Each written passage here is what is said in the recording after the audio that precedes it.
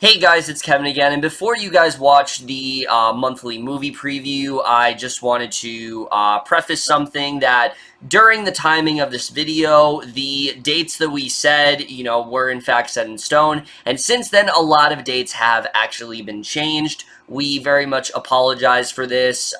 This is something that was completely out of our control. Something like Searching, which, a couple hours ago was supposed to come out on August 6th, randomly got moved to like August 24th, or something like The Slender Man, which was coming out the end of the month, is now coming out August 10th. So a lot of date changes here and there. We are sorry if we provide inaccurate data. That again is not our fault. It is mainly just it is really just because of very bad timing, and that's really all we can do about it. But either way, guys, that's out of the way. Again, if there's any other date changes, just let me know, because there were a few things that I could have messed up on here and there. But either way, that's it for that. And now, enjoy this month's movie preview.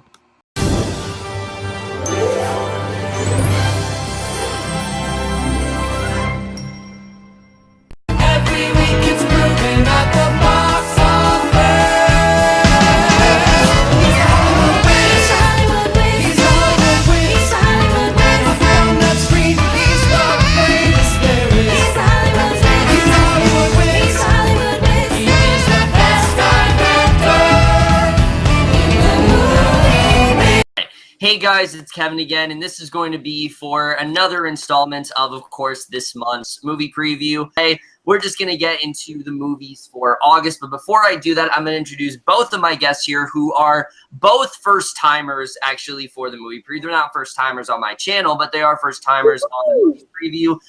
First off, she was with me for the Tony predictions, and her audio was all fucked up. She sounded drunk in the second half, and it went really well. And now here she is again, Hailie MacKay.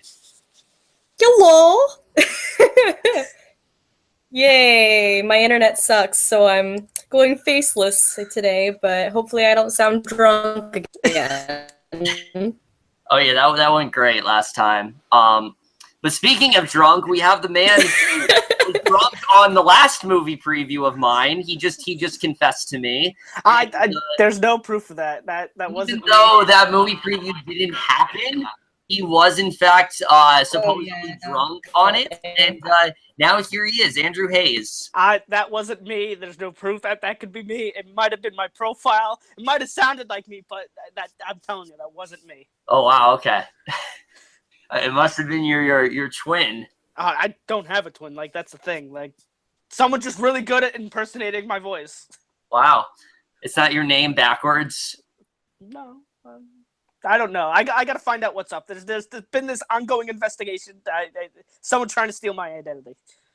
Wow. Okay. Anyway, that's quite dramatic. But either way, we're just going to jump into it. Yes, we are in the last month of the summer movie season, which August is always such an amazing month for movies. I mean, so many great movies coming out this month. It's not like this is a very disposable month or anything.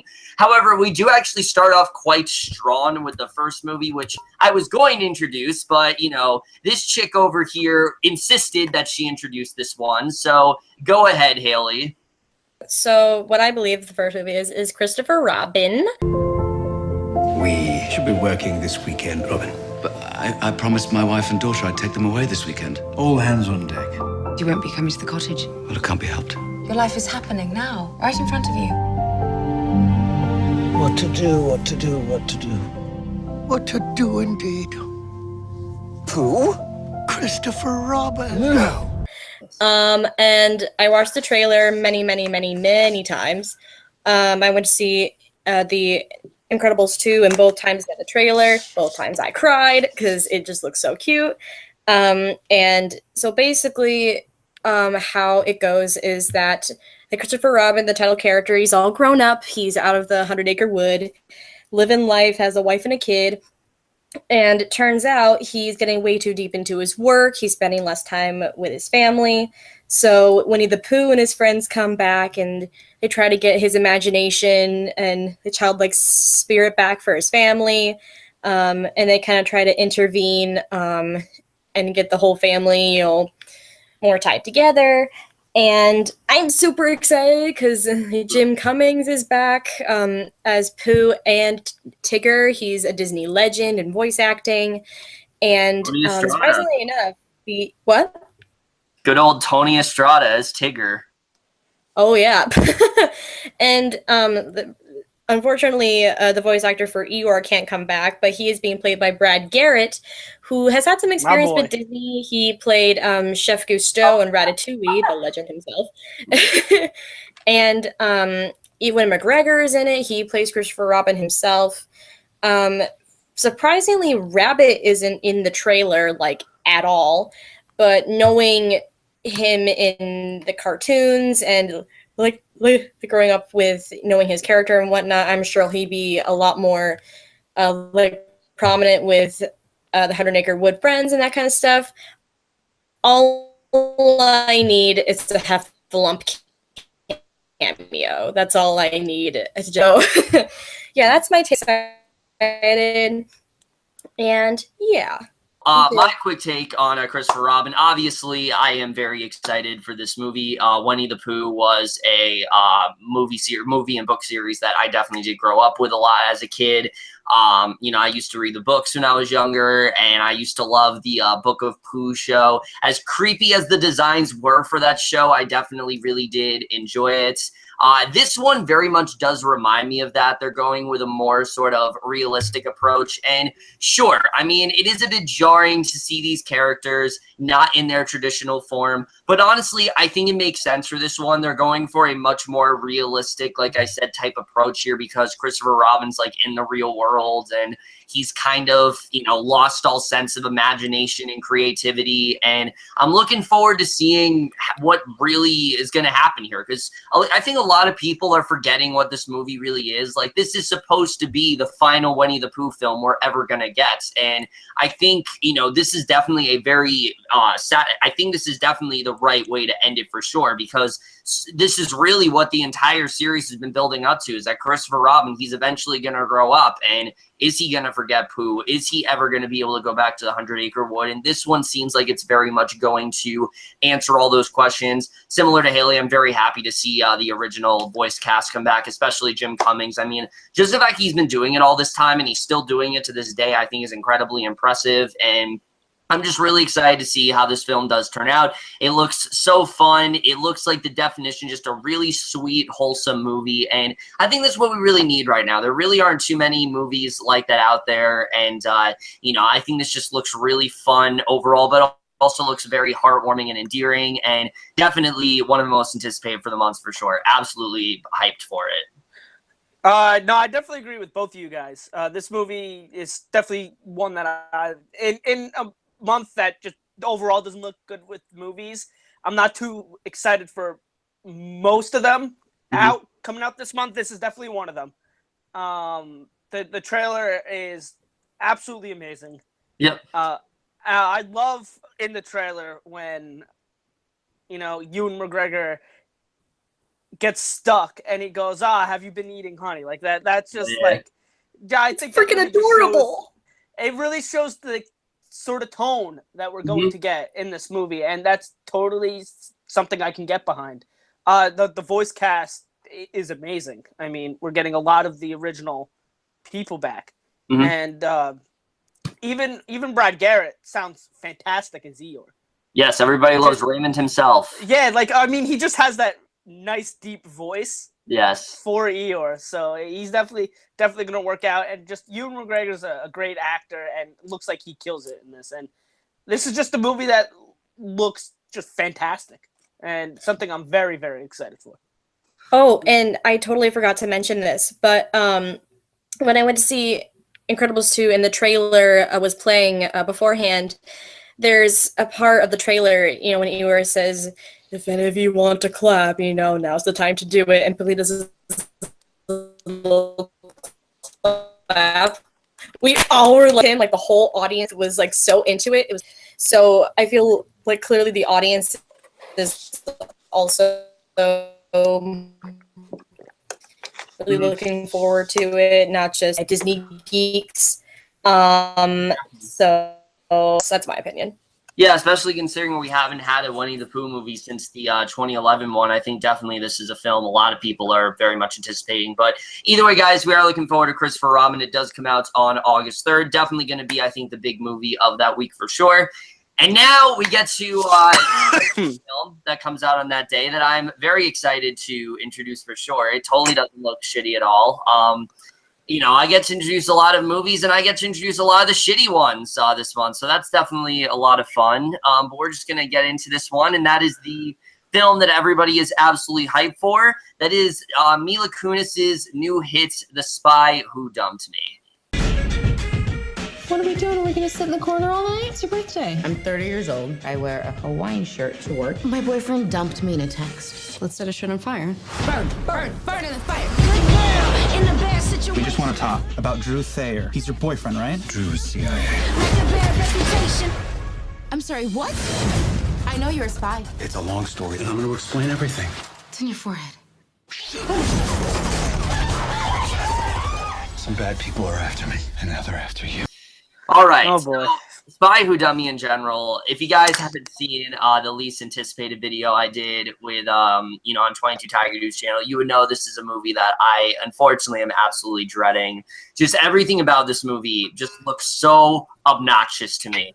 Look, I really like Mila Kunis. I think she's a very talented actress, but she has been making some of the most questionable choices lately as an actress, and I truly don't know where her head is at because she seems to be doing the most disposable, mean-spirited, annoying comedies whatsoever. And this honestly looks like the worst of the bunch. Most of the trailer is just her and Hailie them not being able to drive, her being upset because of what's happening with like Sam Huygen or whatever. And it just looks really annoying. And I know a lot of people aren't liking her right now. Kate McKinnon, I think she can definitely be talented, but she just keeps picking like the worst roles whatsoever. And I just don't really think it's working out well for her. The two of them already don't seem like they have any chemistry whatsoever. I'm really not feeling it at all. And once again, I know you guys are trying to bring this up, but Justin Theroux, what the fuck are you doing, man? Like, seriously, after The Leftovers, he just can't seem to find a decent role, unfortunately. And hopefully he has something to do in this movie, and it's not like a mute where he's like the worst thing about it.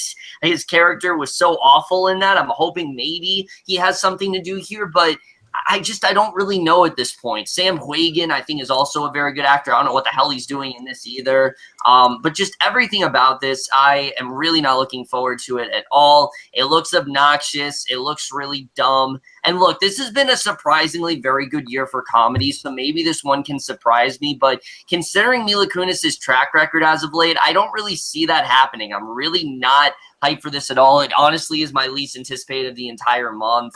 It's a film that I really am dreading. It's definitely the comedy coming out this summer that I was dreading the most, and unfortunately, it's finally coming out. Yay! So excited. Can't wait to definitely go to that advanced screening on July 27th. Yay! Very, very, very excited for this one. Yeah, watching the trailer, I love Mila Kunis. She can do like really great things. Same with McKinnon, she has had her great moments. And honestly, spy movies are kind of like my guilty pleasure. Like Night and Day with Tom Cruise and Cameron Diaz, that's my shit. But, even as a sucker for spy movies, this looks very annoying. It's very mean-spirited.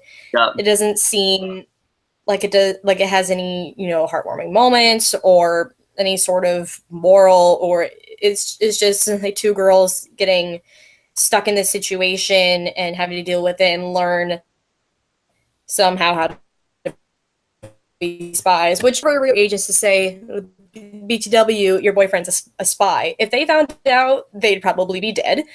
And, just in a really big, uncanny them just freaking out about is so annoying and barely have any chemistry together, even in the trailer. So I don't even know how that's going to work in a 90-minute or longer feature film. Like, if I had to sit through that trailer for 90 minutes, I'd lose my mind.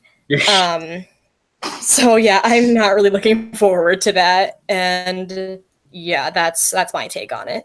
Yeah, imagine a 90-minute trailer. That would that'd be quite something to get through. But Andrew, this movie looks awful. I hate the trailer. And I like Mila Kunis. almost as much as I hate that hat, Andrew. Listen, this hat is fucking fantastic. But but yeah, no, I like Mila Kunis, but recently, and I haven't seen Bad Moms. And as a result, I did not see Bad Moms Christmas. But from what I hear, I think that was very good choices on my part. That was fucking dreadful. Oh my god. Yeah, from what I hear, very good choices on my part.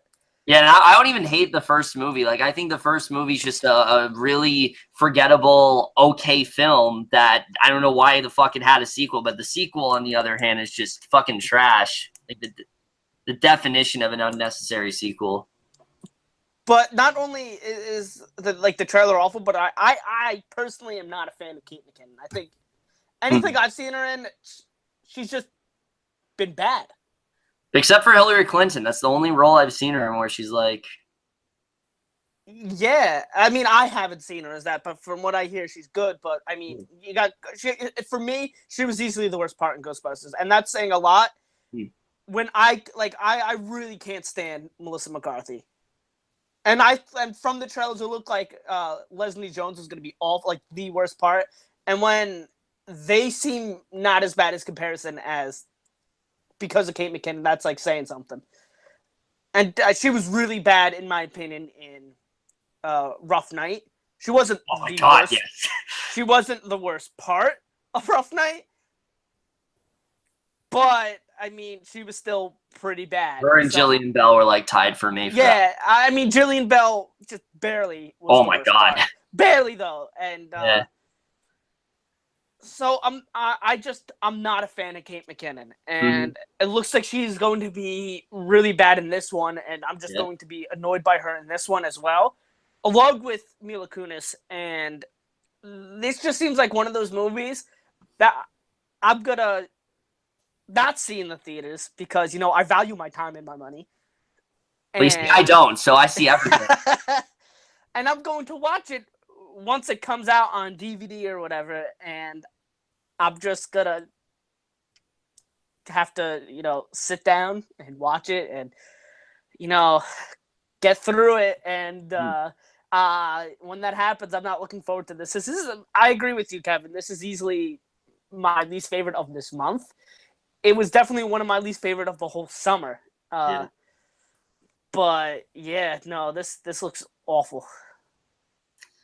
Yeah, so look forward to Andrew's, rants on that on the MTVM podcast. Definitely should be fun to hear. But either way, Spy Who Dummy, if you are looking forward to it, I know there are a few people out there. It does come out on August 3rd, but there also will be an advanced screening for it on July 27th, just like they did with Ocean's 8. So you can see it either one of those days.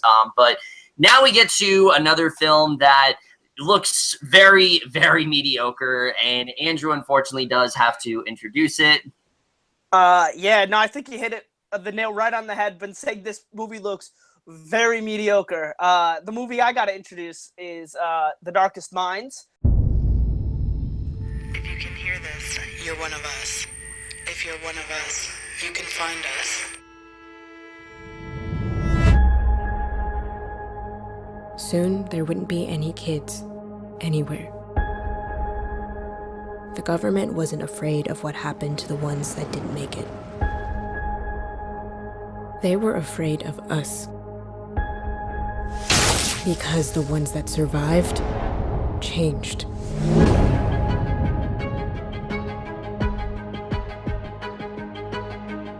Ruby, you are very rare. Among the most powerful. We know our time is near. We're going to a place where kids can live together on the outside. The only people who would ever help us were us.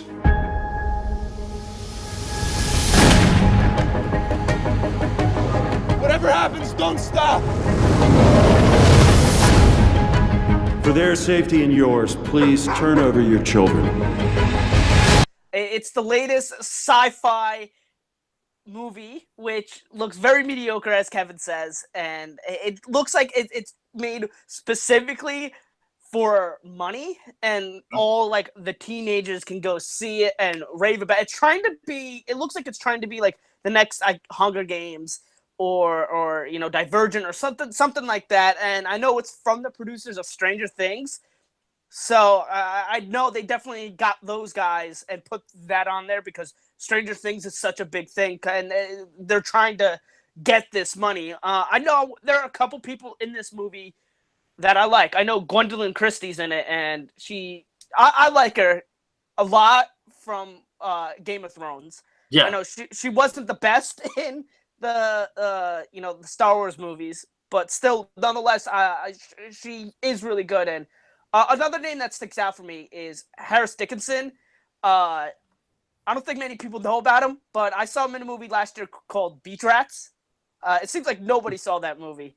Oh yeah, I heard of that one.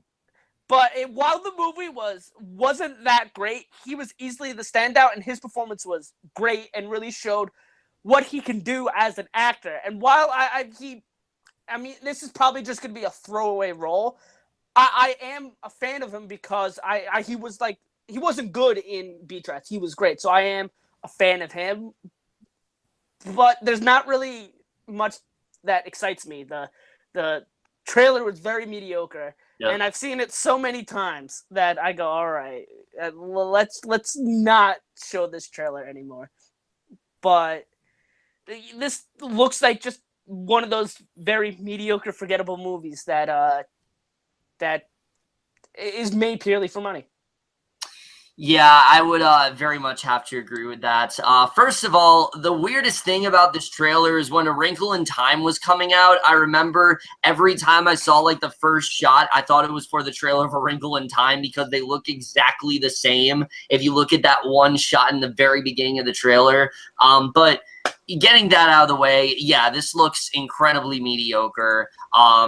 It looks basically like it's trying to be the next big like YA franchise, but it's coming out exactly the wrong time. That craze has definitely died down, and we've definitely seen that with things like Divergence, now being a TV show on Stars and, not really being popular anymore. So I don't really know why this is still a thing. I feel like this is coming, it's just simply coming out at the wrong time. Like if this was coming out like 4 to 5 years ago, I feel like people would be dying to see this movie. But nowadays, I just feel like no one really cares.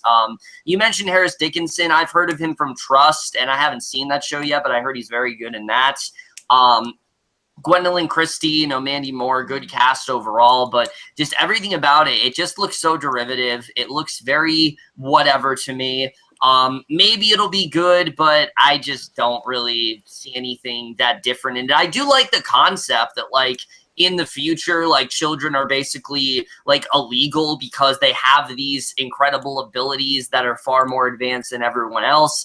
It doesn't really make a ton of sense, but it's something a little bit different, and I will give them that. But just everything about it just sounds like it's trying to be like the next Hunger Games or something like that, and it just does not really look that intriguing at all. I feel like we've done this 1,000 times before, and let's just stop these YA films. The hype train has definitely died down for these. They're not really popular anymore, and I just don't really see this movie doing well at all. Everything about this movie just sounds like it's going to bomb. I feel like it's not going to get any promotion, and yeah, that's really all I have to say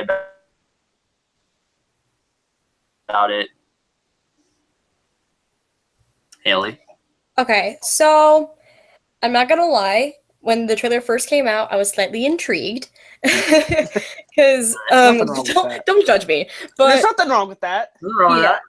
So, but then it kept getting advertised and more advertised over the past like 3 months. It's been very heavily like commercialized, both on cable and just even on YouTube with their ads.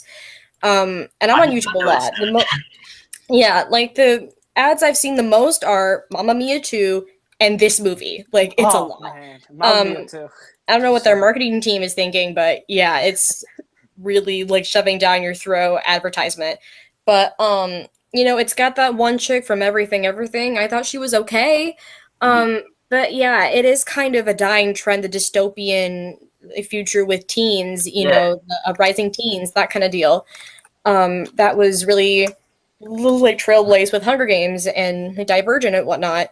But you know, I see the trailers and I'm like, oh, this is cool. Oh, wait, this probably should have happened like 3 years ago at the latest. And, you know, I could see potential in it if it was timed correctly. And I know that movies take years to make and whatnot. But yeah, I mean, it looks okay. I wish I had more faith in it from like 5 months ago when the trailer first came out than I do now. But you know, maybe there's some hope, but probably not. Yeah, so Darkest Minds, I think we can all collectively agree this just looks like a very whatever film. It's a film that looks like I'm going to see it. I'll do like a 13-minute review, and I'll just forget it instantly, but we'll have to see. If you are looking forward to Darkest Minds, it does come out on August 3rd. I know there's a few people out there. I mean, hell, you know, but we do actually have the target audience right here, and she said she was mildly interested at first. So, you know, there definitely is a following, not us, but... Either way, now we get to a film that I think looks really good, but Hailie apparently doesn't, and she's going to introduce it. Okay, so Searching. 911, what's your emergency? I'm calling to report a missing person. Okay, who is this regarding? My daughter. I'm the detective assigned to your daughter's case. I need to know how everything unfolded. Understood. I think we're gonna go late, like, all night. 1. After a study session, Margot didn't return home. Margot Kim. School has her marked as absent today. 2. She didn't attend school on Friday. My daughter is in a lesson with you right now? Margot canceled her classes 6 months ago. And 3. She's been transferring funds for the last 6 months. We'll handle the ground investigation. But as a parent, you can help us with who your daughter talks to. Is that something you can do? Yes. Oh, man. It's another one of those horror movies that's all centered around a computer and phones and screens. It's about a dad who is really attached to his daughter, who is still in high school, very young, until she goes missing. And he's trying to dive really deep into how she disappeared, who she was friends with, what happened to her before she disappeared. And he goes a little bit crazy. And, you know, when he's talking to these people, he says, oh, I know my daughter. She wouldn't do that. But, you know, he's slowly starting to realize, oh, I really don't know my daughter. What's going on? So it's all a really big mystery. And he's doing all this internet searching and along with the sheriff that's on the case. And it's just very, very, very dramatic. And yeah, so apparently this movie premiered way back in January at the Sundance Film Festival. It got an audience award and it got an award for the producer, but nothing really on the quality. And I like to categorize this movie as Unfriended plus every other crazy father story. You know, because we've seen this sort of horror movie where it's all on a computer screen or it's all on a phone, like with Unfriended or Cyberbully, and they kind of did it a bit better when it was a new concept. And with this, again, this kind of trend is kind of dying. It kind of became a thing around 2014, 2015. And it's just getting a little tired. And I mean, the concept itself, the story is semi-original. I mean, this dad going into the internet and trying to figure out things about his daughter. And there can be some sort of interest in that. But from looking at the trailers, maybe it's just the marketing that's not that good. When I watch the trailer, it's very melodramatic and it's showing all the worst of the dad and whatnot. But, and for what I know, the whole cast is a lot of unknowns. I never heard any of these names before. But yeah, I have a little bit of hope, but not a ton. That's kind of my thought. All right, so Searching in general, I am on the complete opposite side of the spectrum. I'm actually very excited for this film. I've heard a lot of really great things about it. And you mentioned it's a horror film. It's actually not. It's more of a mystery drama. Like psychological thriller, sort of. Kind of. But I'm really excited for this one. I think the concept is very different from what we've seen because it's not one of those like, oh, there's a serial killer or something like that. It's much more focused on this father's, from what I'm getting, is that this father's relationship with his daughter and thinks he's very close with her, when in reality, she's in a lot more dangerous stuff and was doing a lot more stuff that he simply did not know about. And I think putting it on a computer screen, yeah, it definitely does sound kind of derivative, but what I've heard is that this gives you a lot more context into what's really going on, and it shows really the history that this character Margot really had. John Cho, I mean, he always kills it in everything. I think he's such a fantastic actor, and I think he's definitely going to kill it here for sure. Deborah Messing as well looks really good here. I've heard really great things about this movie. Not too much to say overall because the trailer didn't give like a ton away, and I've heard that this is a very well done film. I know ATZ Movie Reviews, he's been talking about this film consistently, saying it's like his favorite film of the year, and I definitely do trust him a lot, and I'm very excited for this film overall. This is definitely one of the most anticipated of the month for sure. I think this looks really damn good, and yeah, so I'm definitely very excited for Searching.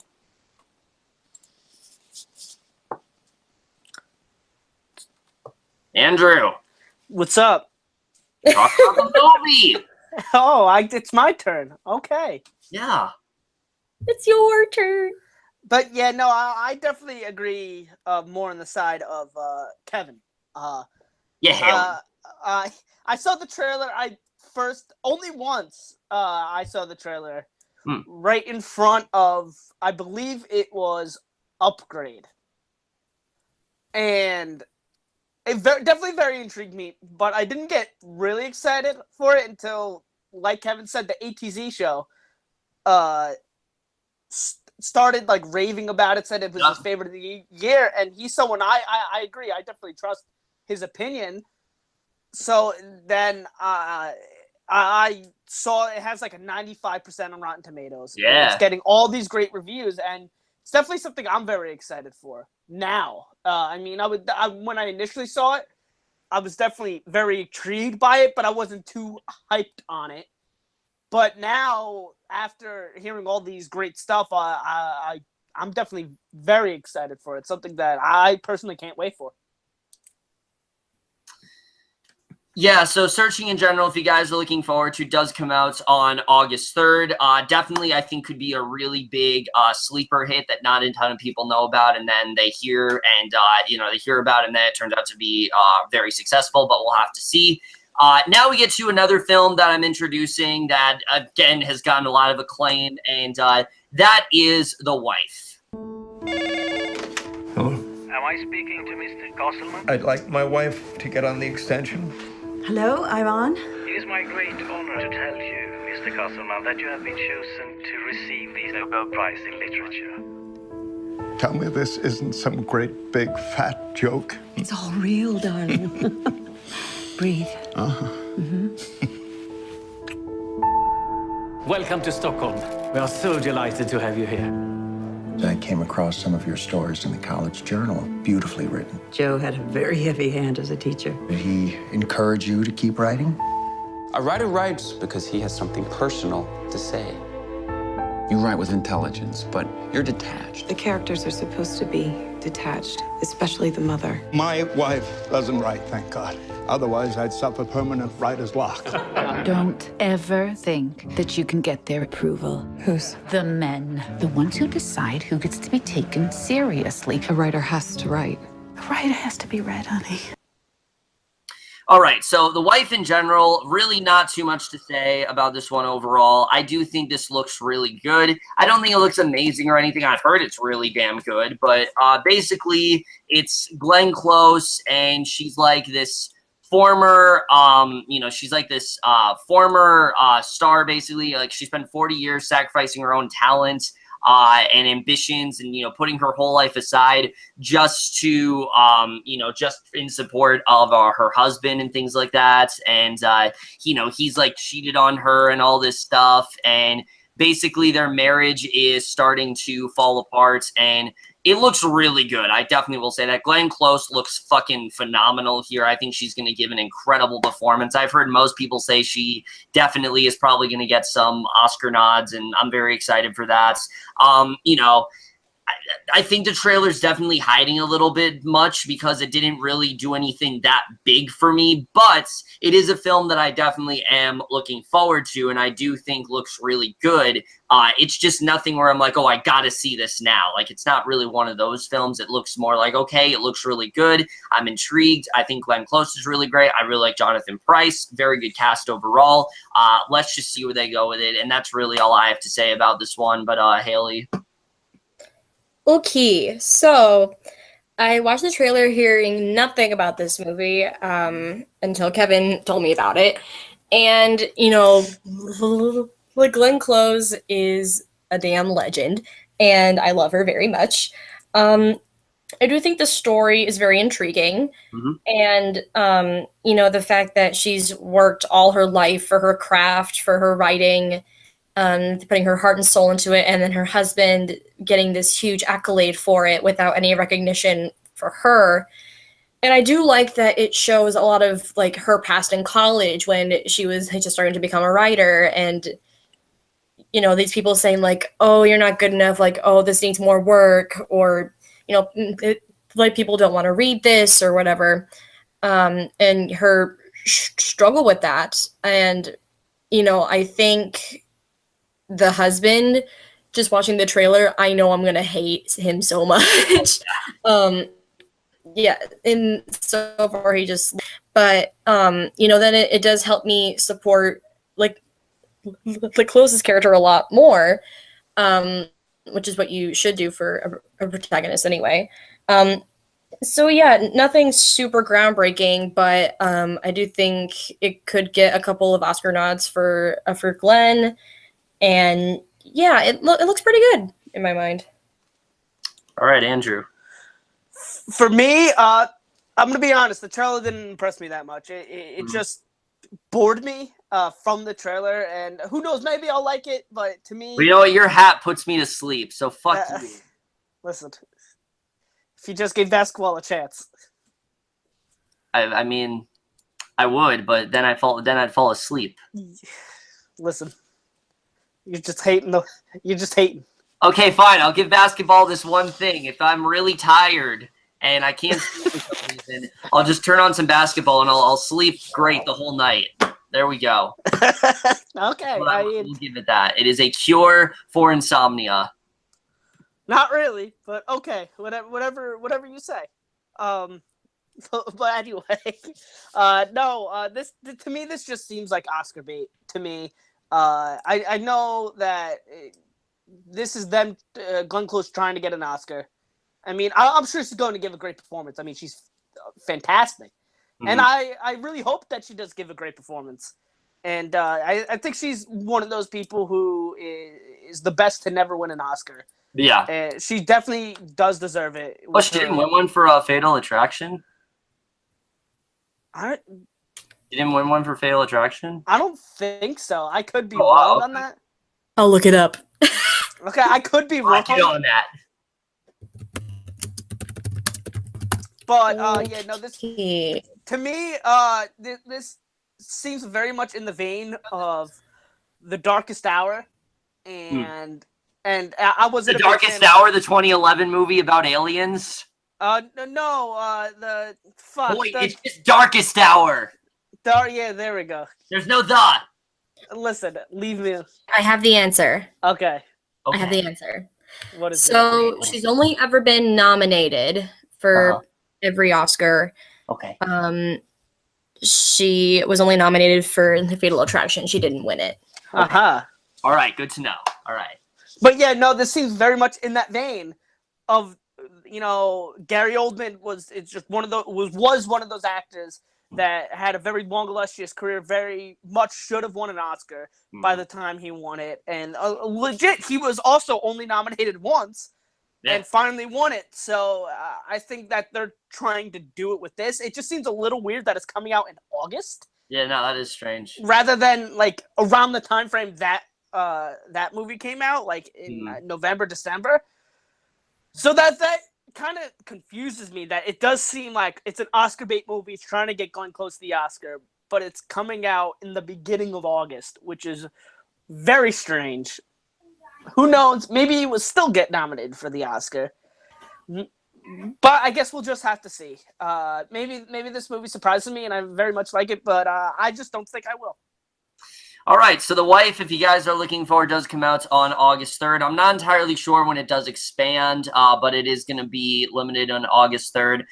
Now, of course, we get to the thing that I always love talking about every month, and that is the Netflix movie of the month. I always pick one Netflix movie to talk about every single month, and I'm not going to lie, the one we're talking about this month, it doesn't look like the level of Duck, Duck, Goose, but... Oh, no, not at all. But... it does look like the worst thing Netflix has put out, and not Netflix. Andrew's going to introduce it. All right, and I agree. It doesn't look nearly the level of Duck Duck Goose, but let's be honest, nothing is going to be the level of Duck Duck Goose. Oh yeah. But this movie is like Father. What brings you on the cruise? I was left at the altar a few days ago, and my dad, who I haven't seen since I was 5, showed up to my wedding, unannounced. The two of us got incredibly drunk that night, and I must have blacked out because... Hi, sweetheart. Oh, shit. Somehow I dragged him onto this cruise that was supposed to be my honeymoon. That's fucked up. I saw the trailer, and... I don't know. It just didn't do it for me. See, the thing is, it definitely shows flashes of greatness by the trailer, but also there are some points of the trailer I go, oh, I don't know, this looks like very cliched. It just doesn't look that good. And, you know, Netflix does have a bit of a track record of not putting out the best movies. That's an understatement. Yeah, that's me being, you know, generous. But not as cynical as I am with Netflix. What? And not as cynical as I am with Netflix. Yeah, but I'm sure it won't nearly be as bad as something as The Kissing Booth. Oh God. Or even The Babysitter, which I thought had good things about it, but just wasn't good. I like The Babysitter. No, that's like the worst one they've done for me. Oh my God. Really? I easily. mean, it wasn't. I don't think it was that bad. It still wasn't good, but oh my God, wasn't that bad. But I just don't think it's going to be that good of a movie. To me, it does look very cliched and just something that we've seen before. And I don't know if I'm gonna be quite honest. I don't know if I'm gonna watch it because, you know, like I said before, I value my you know, precious time. And hopefully it gets good reviews. And if it does, I'll see it. Mm-hmm. Oof. Kristen Bell, what has Netflix done to you? Even after watching the trailer, I completely forgot about it. Yet. The fuck? Like, what the fuck, Kevin? Even watching the trailer, I completely forgot that we were talking about this movie until it came up in conversation just now. I feel like that's just how forgettable the premise is. I mean, the idea that, like, a bride who was left at the altar is stuck with the last person she wants to be with on a honeymoon, that has a bit of a spark to it. But the fact that it has to be a father-daughter plot is just so frustrating to me because that's been done countless amount of times. And I love Kristen Bell. She deserves a lot better projects. I feel like she gets the wrong end of the stick with her agent. And yeah, she keeps getting really crappy movies. And I don't know, it's just so unforgettable. It's so forgettable that I barely know what to say about it. It's just so meh. So that's my opinion. All right, so before Hailie rudely interrupted me, I was gonna get into my thoughts here, but I thought it was my turn. No, I know it goes Andrew, me, then you. So yeah. Okay.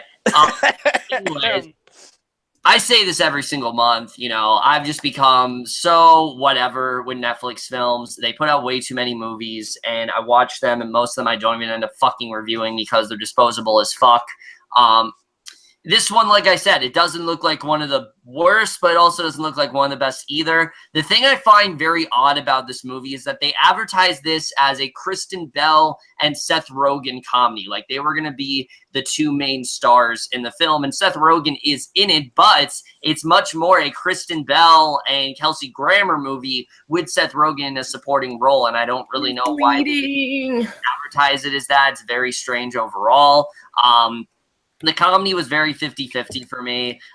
Kristen Bell, I really do love. I think she's a really great actress, absolutely killing it on like The Good Place and things like that. But in terms of movie roles, she really has not been doing that great for herself. Just in general, I don't really have anything I hate about this trailer, but I don't have anything I'm really that excited for either. It's more of just a film that I'll probably watch on Netflix. I think is one of the more harmless efforts that they've put out, and that's really it. I wish this movie would deliver a lot more. I remember, you know, a few of my friends, you know, and we were kind of hyping this one up because, oh, it's Seth Rogen and Kristen Bell. Those two haven't really worked together, but seems like he's not in the movie as much. So we'll have to see August 3rd. I don't really know. If you guys are looking forward, it does come out on Netflix on August 3rd. Like we said, it's definitely not going to be on the level of Duck, Duck, Goose, which, by the way, looks like the greatest movie of all time. 2 days. Yes, definitely. So, yeah. Maybe they spent the whole budget on the cruise ship and then just said, all right, let's figure out the rest when we get there. Honestly, yeah, maybe. Maybe they just were so focused on, you know, this is a really nice ship and we really want to go on it. Let's just pull in Adam Sandler and we'll make a movie so we can be on this cruise ship. Maybe that's what happened. Yeah, that's really all we have to say. Now we get to, and those are really all the movies coming out on August 3rd. You know, Christopher Robin, Spy Who Dumped Me, Darkest Minds, Searching, The Wife, all that good stuff. Now we get to August 10th, which has, for me, what looks like one of the biggest guilty pleasures of this entire summer, and Haley's going to introduce it. Workout. Wait, are we doing the Meg or, because my order is different. Yes, that's the one. Okay, thank you. my list is out of order. Spoiled it already. My list is out of order. Anyway. What you people discovered is bigger than we ever thought possible. How big is that thing? It was the largest shark that ever existed. A living fossil. Thought to have been extinct for over 2 million years. Wrong.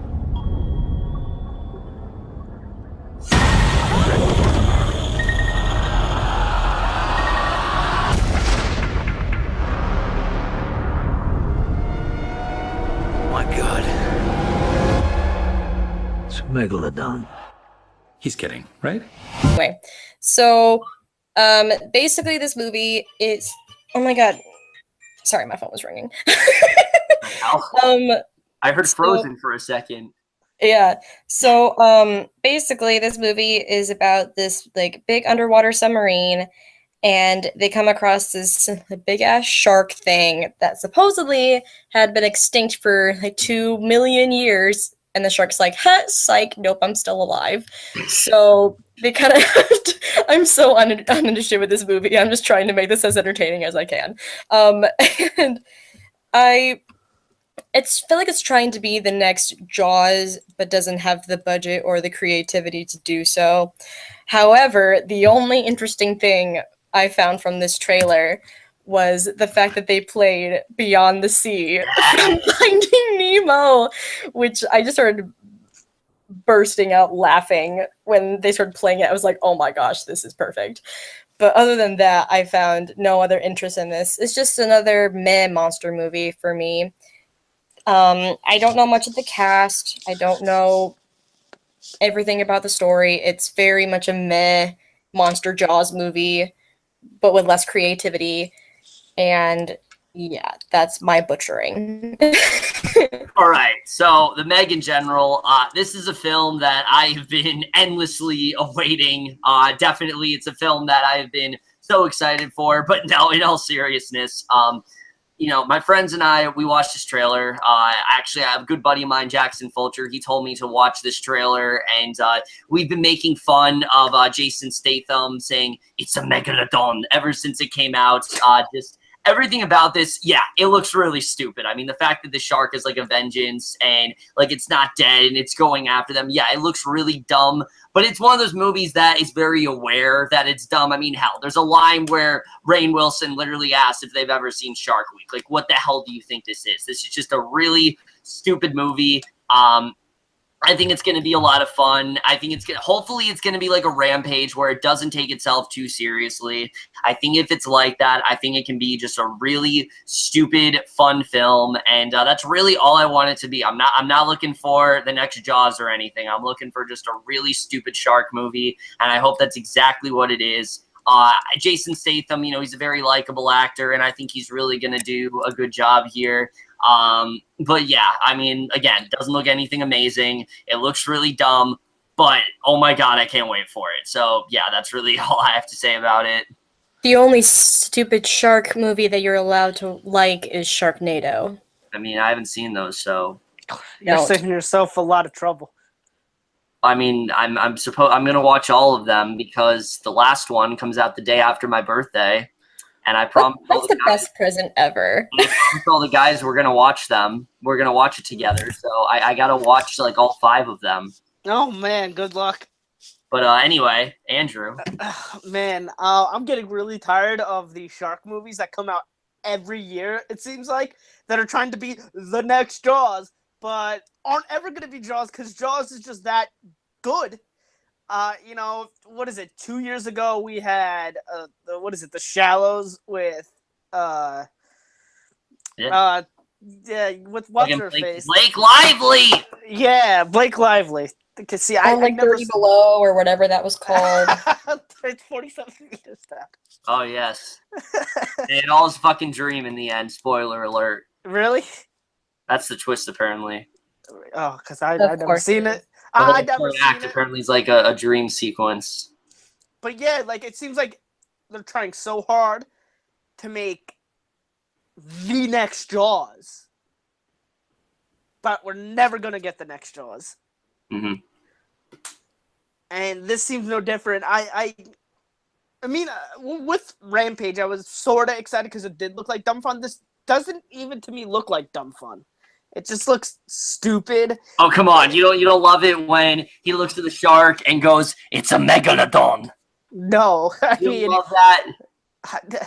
No, it just annoys me. Your hat annoys me, but I try to be as nice. Beyond the sea. Yeah, your face annoys me. Waiting for me. But you got a lounge singer right here. But this movie, it looks so stupid. I'm not looking forward to this. Man, I dread the day I see this, if I see it, because I don't even know. I'm not interested in the slightest to see this movie. This looks so stupid. You know what? Jackson, I know you're in the chat. Back me up here. Come on. This movie looks amazing. Jackson! I can't wait for the next stupid-ass shark movie next year. Oh, yeah, definitely. But anyway, if you guys are looking forward to the Meg, it does come out on August 10th. I don't really care that much about this. It just looks like a really stupid movie that hopefully I'm going to have a lot of fun with. But that's really, if you guys are looking forward to this come out on August 10th. Now we get to another amazing film that comes out on August 10th that I am absolutely hyped to introduce. And that, of course, is Dog Days. Folks, we are certainly in the dog days of summer. It is going to be a hot hottie. That will be $3.75. Keep the change. This is $1. Here, you look beautiful.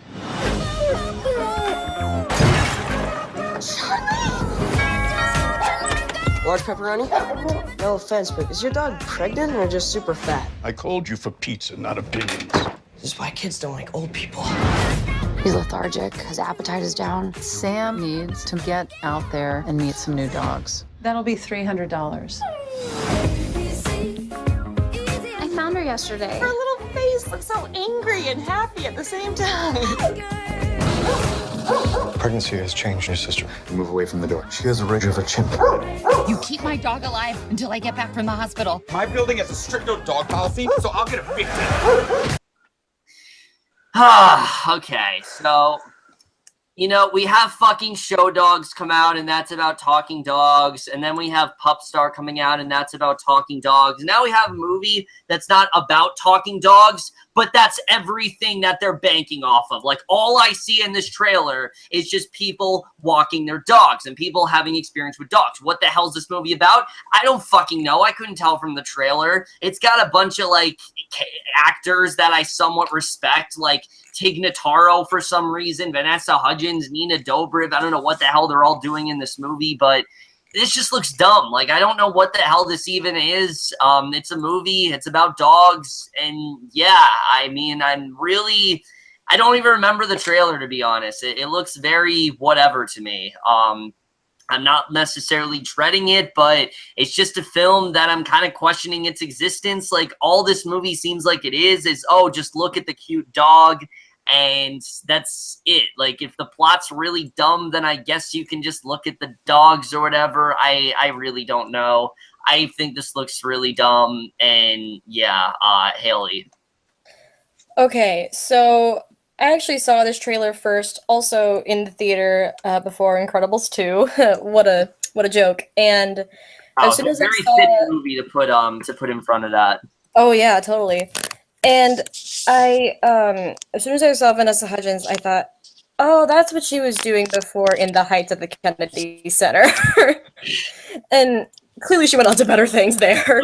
Yeah. But you know, she deserves much better projects. Honestly, all of these actors deserve much better projects in these crappy movies. But you know, when the trailer was first playing and I saw the dogs, I was just praying to myself, please don't make them talk. Please don't make them talk. And they never talked in the trailer, which was so refreshing. However, you know, this movie is trying to send this message that, oh, dogs like connect us all. They make us, you know, have all these relationships or whatever. I'm like, really?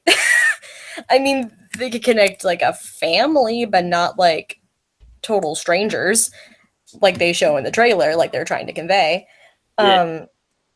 So, you know, all these people deserve a much better project. The dogs are cute, whatever. But yeah, it's just another dog movie. That's really all it is, Andrew. This trailer was pretty bad. I mean, I think the only saving grace is that the dogs don't talk. Yeah. Because if the dogs did talk, there'd be no hope for this movie. Absolutely. It does have some talented people. Like you said, Vanessa Hudgens, I really like. I mean, she's like one of the best things about, you know, the High School Musical trilogy. Yeah.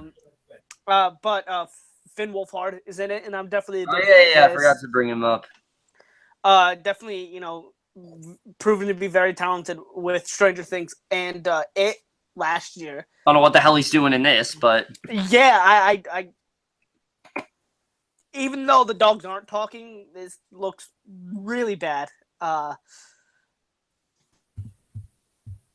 gonna be honest.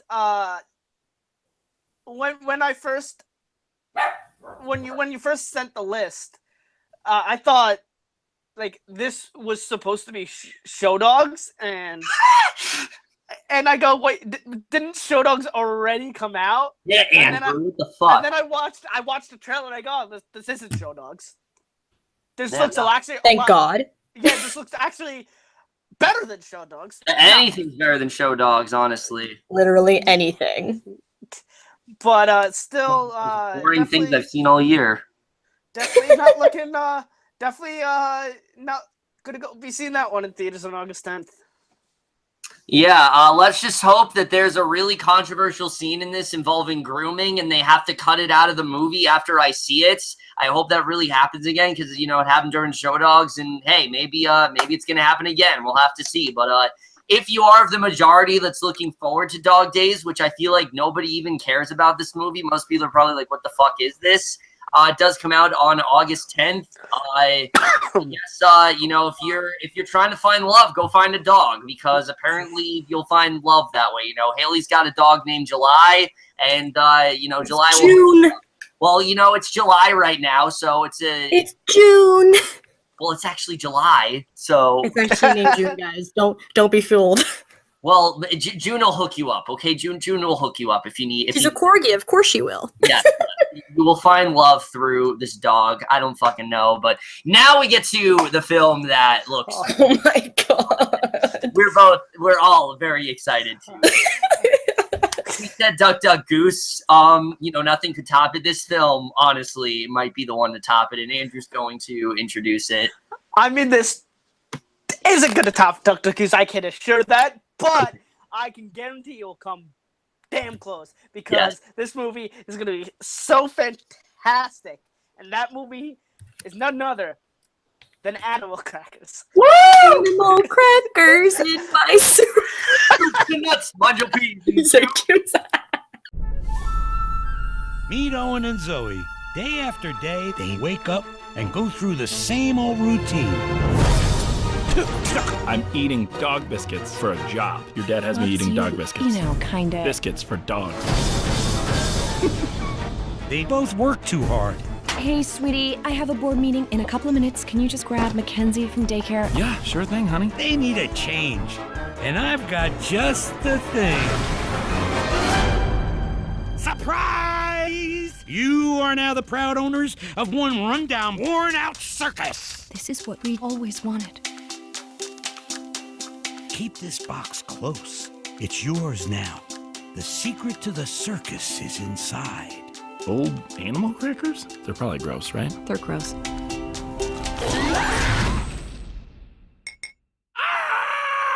I'm a hamster! Holy moly, holy moly, holy moly, holy moly. Daddy's cute! Thank you, Angel. But, I mean, you got a stacked, I mean, and when I say stacked, I mean a stacked cast. John Krasinski and Emily Blunt. If you thought they were having a good year already with A Quiet Place, oh man, that year's about to get better. You got my boy, Sir Ian McKellen. Legendary actor, and not sleepwalking through this at all. No, and let's not forget the trash man himself, Danny DeVito. I mean, Danny DeVito also. Who's from New Jersey? Yeah, from New Jersey. A lot of legends are from New Jersey, including myself. But oh, don't forget Raven Simone. I'm getting to Raven Simone. Oh yeah, she's Raven Simone. Oh man, gonna be fantastic in this movie. But also in this movie is my boy Sylvester Stallone. I mean, who's been having a career resurgence as of late with Creed, and I don't even know what else he's been in since that. But honestly, nothing. That's nothing compared to this. He's gonna get that Oscar for this movie. Animal Crackers is a part of that career resurgence. I mean, he's also got Creed 2 coming out this year, but I mean, Animal Crackers is going to be. I think you know everybody remembers him for Rocky. Yes. I think this is going to be the movie people remember him by. Honestly, yeah. It's going to be so iconic. It's going to be more iconic than Rocky. Yes. I think, I mark my words, this, we're in the Oscars this year, we're going to have the first time ever 2 animated movies nominated for Best Picture, and it's going to be Duck Duck Goose and Animal Crackers. Yes. Animal Crackers won't win because Duck Duck Goose I already know is more amazing. I haven't seen it. Yeah. Duck Duck Goose, it's a shoo-in for a win. Oh, definitely, yeah. But, I mean, this trailer, I saw it, and I spent, so much time watching it because of how amazing the trailer was. Totally wasn't, dumb at all. Totally wasn't, cringy. Totally didn't seem like it was really stupid. And, the animation, top notch. Oh, it's so on point. Totally not ugly looking. Totally not, so pleasing to the eye. It is. And this is just what we need, a movie about animal crackers. Why can't we get more movies about, snacks? Like, where's the Oreos movie? Or, the Cheetos. The Cheetos. Where's the Fruit Loops movie? I want to have an origin story about the Lucky Charms guy. The Rice Krispies. I know this movie has to be coming down the pipeline, and I can't wait for it. I mean, we need a Ring Pops movie. Yes, we do. All right.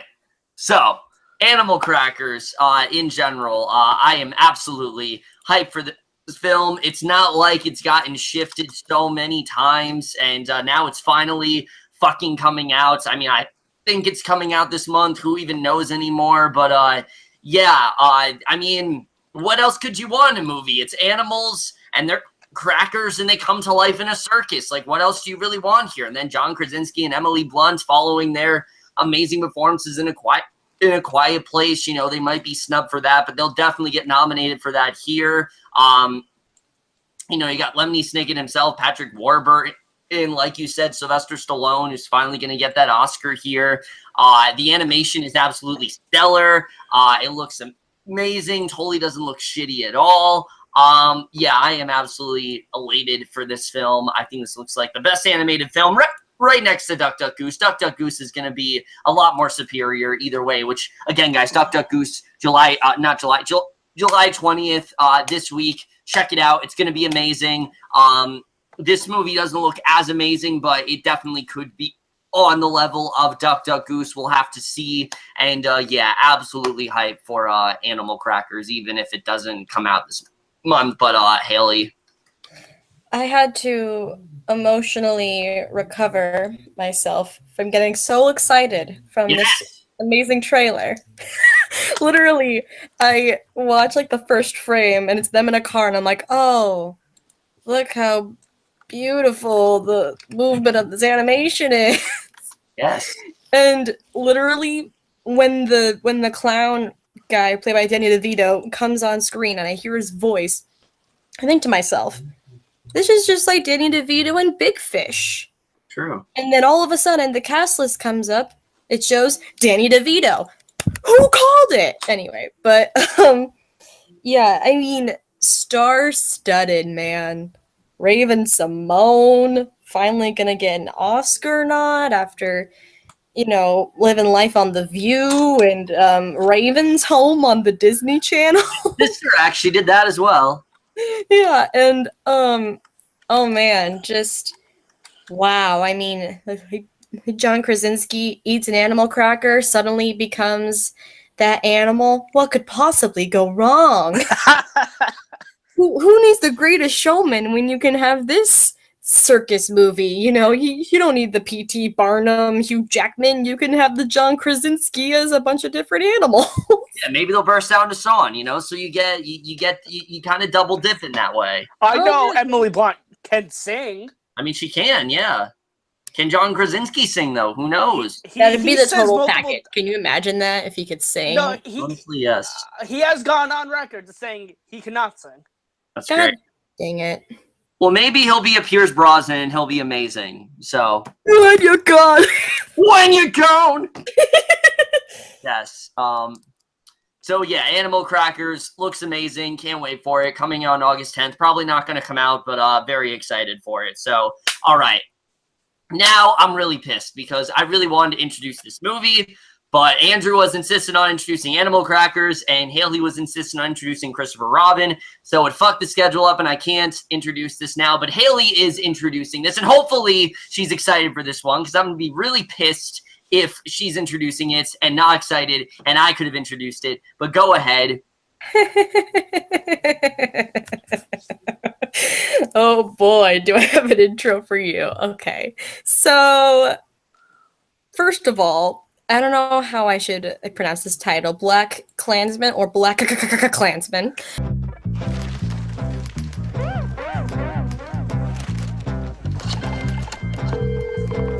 Hello, this is Ron Stallworth calling. Who am I speaking with? This is David Duke. Grand Wizard of the Ku Klux Klan. That David Duke? God, last time I checked. What can I do for? Well, since you asked, I hate blacks. I hate Jews, Mexicans and Irish, Italians and Chinese. But my mouth to God's ears, I really hate those black rats. And anyone else, really, that doesn't have pure white Aryan blood running through their veins. I'm happy to be talking to a true white American. God bless white America. The KKK is planning an attack. How do you propose to make this investigation? We'll establish contact over the phone. We'll need a white officer to play me when they meet face to face. You for the white race, Ron? Oh, hell yeah. So there becomes a combined Ron Stallworth. Can you do that? With the right white man, we can do anything. First of all, oh my God, Jordan Peele, my boy. So apparently this town has never had a black police officer before, and he gets put into this new job. Oh, hi, June. My dog's here. July. And no, it's June. And he gets put into this new what a police officer. He's the first black police officer in the entire town. And turns out the Ku Klux Klan is like a big thing there. So he goes undercover, posing as someone who is a total advocate for the Ku Klux Klan. However, he is black. So he sends one of his police mates in undercover to pose as him. And, crazy stuff happens, crazy shenanigans. There isn't much of the actual plot in the trailer. It's just a lot of the summarization and the gist of it. But yeah, I mean, I haven't seen a ton of Jordan Peele's work, so I'm not totally familiar with his style. From what I can tell, You mean Spike Lee? This is not Jordan Peele. but doesn't it have that one guy from The Last Jedi? Adam Driver. Adam Driver. Yeah, that guy. Sorry, I don't watch Star Wars. I apologize. But listen, I watched A New Hope. I did my friends a favor. They all wanted me to watch it, so I did. And yeah. You watch the others? No, I'm sorry. You stopped it right when it gets great. You stopped right at Empire. What the fuck? That is like if I were okay. That is like, Hailie, if you were to watch the first act of a Broadway musical, you watch the first act of Les Mis, and then you leave and you miss the second act. Listen, I had to watch it for a class, so there's that. Hey, listen, Kevin. There was a teacher who did that in my school. They thought it ended at one day more, and then they're like, it ended kind of abruptly. Okay, but besides that, we could continue that on Rabbit. But, yeah, so I don't have a ton of thoughts on it because I don't know a ton about it besides the trailer and just the concept. So I'll hand it to Andrew. So actually, you're handing it to me. I'm next. But no, that's not the order. Yes, it is. It's me and it's me. It's you, me, Andrew. What the fuck? No, it's not. You'll get to talk about it. Calm down. It's you, me, Andrew. That's how this works. But no, you literally said the complete opposite thing. Andrew, go, hurry, talk about it, hurry. Listen. Hurry. I need to compose myself. All right. Me too. I don't even remember. Okay, we're talking about Black Klansmen. I'm sorry. I listen. Oh my god, your angle is terrible. All we see is like your bottom lip. Listen, I'm gonna do it like this from now on. Right? I'm very uncomfortable. Yeah, we're gonna get really close to the camera like this. Okay. I need to compose myself. The Black Klansman. I'm gonna be honest. I've never seen a Spike Lee film, never. The fuck? Listen, I haven't. But I this might be the first one that I see because this looks great. The trailer really, really impressed me, and just the premise impresses me. Just what it's about, it seems very good, and from what I hear, Spike Lee is very good at what he does. I know a lot of people who have recommended a lot of his movies to me, and it's definitely that time that I go check it out, and I think no better movie to start than with this one. All right, so let me just get into it. This is easily my most anticipated film of the entire month. This is one of those films where I really regret doing the most anticipated list in May because this trailer wasn't out yet and I didn't really think anything of it. But then when I saw the trailer, immediately I was hooked. I mean, everything about this looks so great. I'm really surprised this is a Spike Lee film because this film looks kind of like a satire of the KKK and things like that and different things going on. And it just looks really well done. Like you have, you know, this plot I really do love where he is, you know, simultaneously trying to bring down the KKK, but also like get close to them. I think it's a really great plotline overall. The screenplay here already sounds like one of the best screenplays of the year, easily. I think this is the film that is definitely going to put Spike Lee back on the map. I know he's kind of been losing his shit lately. I don't really know what's been going on with him, but a lot of his movies have not really been too good, and I think this is a film that's going to put him back into the limelight for sure. I've heard amazing things about it. And if anything, finally, a good role for Topher Grace. Like, it's about fucking time that we actually get a really great role for Topher Grace. I talk about my friends with this all the time. He's a really great actor, and he just can't seem to find a good role. And I'm hearing he's really great here. He looks very good as David Duke. I'm very interested in seeing what he does here. Laura Harrier from Spider-Man Homecoming as well, so that's very interesting. But yeah, I think this looks amazing.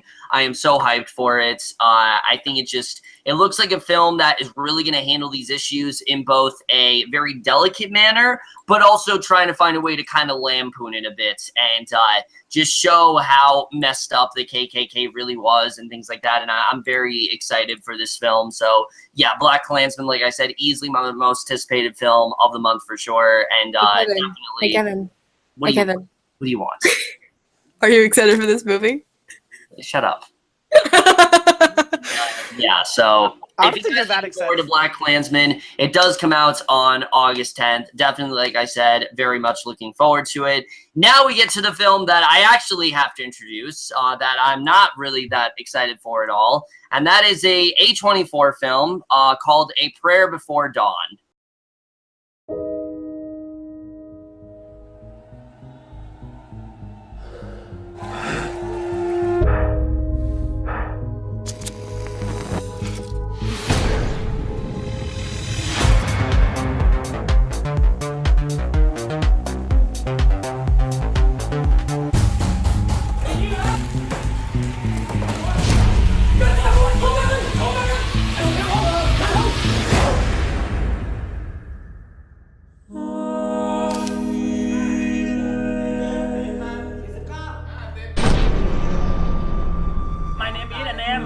Billy, you fight? Boxer. Boxing มันไปชกมวยมาเว้ย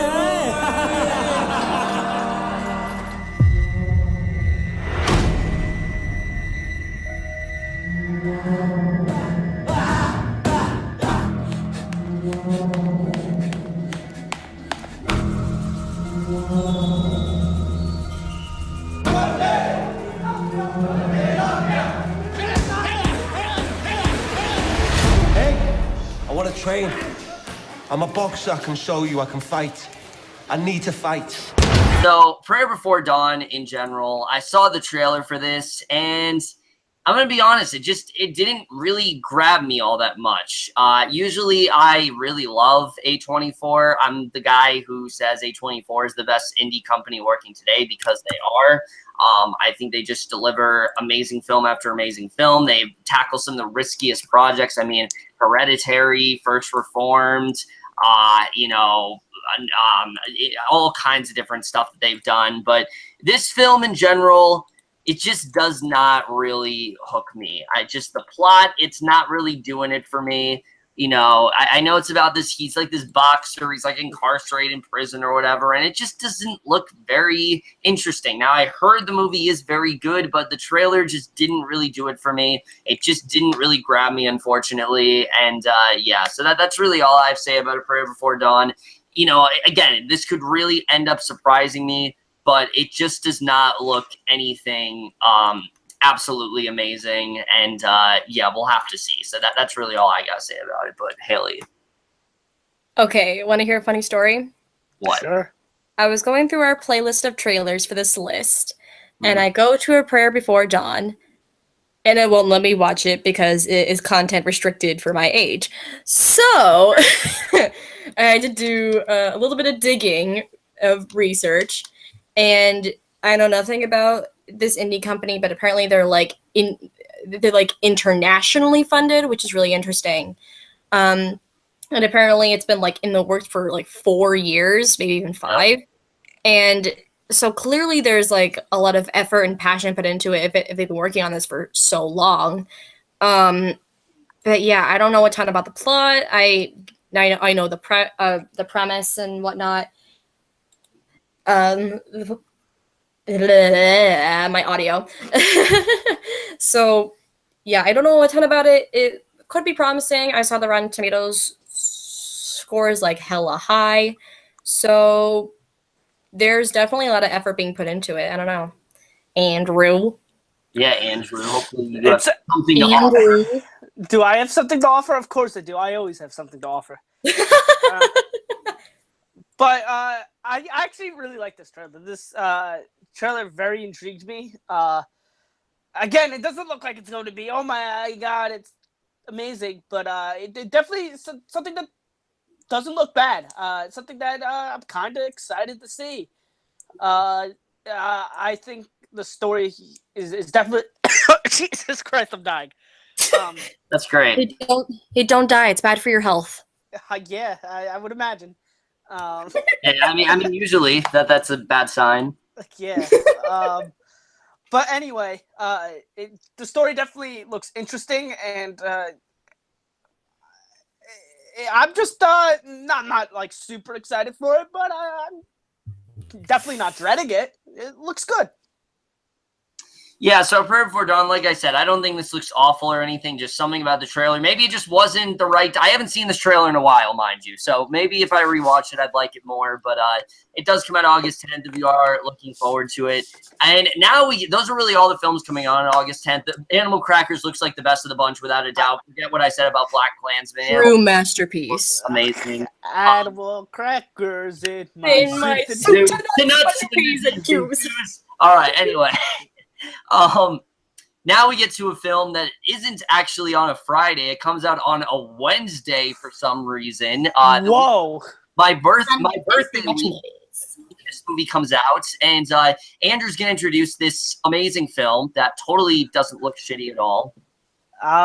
Yeah, that movie is Crazy Rich Asians. I Money. 1.2 million. The Nick you're dating is Nick Young? Yeah, you guys know them or something? Hells yeah. They're just the biggest developers in all of Singapore.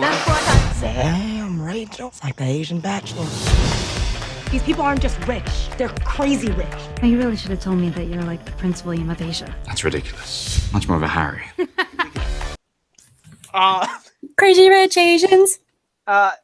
This is definitely one of the worst trailers I've seen out of these. Definitely up there. I would put it right up there with, Dog Days. And Spy Who Dumped Me. Yeah, The Spy Who Dumped Me. Yeah, I'm not excited for this one at all. The trailer, it's definitely one of the worst I've seen this year, not let alone August. And the premise, it just seems very stupid, and just seems like it's going to just be very cringy and very annoying. And to me, some movies, like Black Klansman and Animal Crackers, obviously scream about best of the year for me. Like, this is going to be one of the best movies I see all year. This does the exact opposite. This screams out worst of the year for me, and that it's going to be awful. And I kind of don't want to see it because of how bad it looked, but I kind of want to see it because I haven't seen that many bad movies this year. You want to see it crash and burn. Yeah, and I need stuff for my worst list. I just love talking about movies that I hate. Yeah. I guess that'll be my only reason for seeing this. All right, so let's just put it this way. It's from the director. I'm looking at this director's credits right here, and this director has done masterpieces like Justin Bieber, Never Say Never. Oh, the fucking one of the best movies ever made. And Step Up to the Streets, and Step Up 3D, and Gem and the Hologram. Who could forget about Gem and the Holograms? This is definitely a bona fide director for sure. One of the best working today. Absolutely. What a resume. But yeah, in all seriousness, this looks fucking awful. The trailer did not make me laugh once, and it's unfortunate because there are some actors here that I do actually really like. I do like Michelle Yeoh a lot, Awkwafina, Ken Jeong, Gemma Chan. I mean, this is a good cast overall. It just looks like the movie in general just looks incredibly mean-spirited. I'm surprised this is actually coming out because I feel like for a lot of like people who are of Asian descent, this is probably not going to fare well for them because it portrays like rich people, like uppity rich Asian people in a very sort of disingenuous way. And I'm surprised it's actually coming out, but I mean, I don't really know. It's just the trailer did not make me laugh once. I think this looks incredibly mean-spirited. Again, this is a good year for comedies, and this looks like one of the worst ones for sure. Easily one of my least anticipated of this entire month. And yeah, just it's not only did the trailer not do anything for me, I think it looks like shit. I don't know why this is coming out on a fucking Wednesday, but you know, whatever. Hailie. So this movie feels like one of those things where a genie were to come up to me and said, "You have one wish. What do you want?" I'd say, "Oh, I'd like more Asian representation in Hollywood. Like they deserve the better projects and better roles." And then this comes up. Be careful what you wish for. Because yeah, it's oh man. I mean, just really, the title alone makes me cringe. Yeah. The poster alone makes me cringe. It's another one of those stories where the daughter-in-law has to own up to the parents. I hate those storylines. They're so overdone. It's been done in chick flicks for years. And, you know, it's another one of those like fish out of water stories where the girl is in this really crazy situation and has no idea what she's doing. Fucking Hannah Montana did an episode on that, so yeah. So Hannah Montana's, you know, timeless. It is. Yeah, thank you. Hannah Montana. Definitely not dated at all. It's my show, bro. Come on. Anyway, but yes, this is we're not even comparing to Hannah Montana right now. Okay, Hannah Montana's gold. This is. Oh my god, I don't even know what to say. I just can't. I can't do it. Yeah, so Crazy Rich Asians, if you guys are looking forward to it, I guess it comes out on August 15th. Go see it, whatever. It's a movie. But now we get to a film that you guys are going to get on my ass about because everyone's like, oh, this movie looks amazing. And I don't really think it does. And Hailie's going to introduce it. Okay. Mile 22. I'm only going to outline this one time. 9 pounds of radioactive isotope is missing. It's enough to make 6 major cities uninhabitable. He knows exactly where it is. Stop where you are, sir. On your knees. Get out. What do you want? I want out of the country. He's wanted for espionage. We're talking about a corrupt, low-level cop. You're sitting here indicates he's not so low-level. Be careful. You fucking be careful. Do you have men wandering our embassy?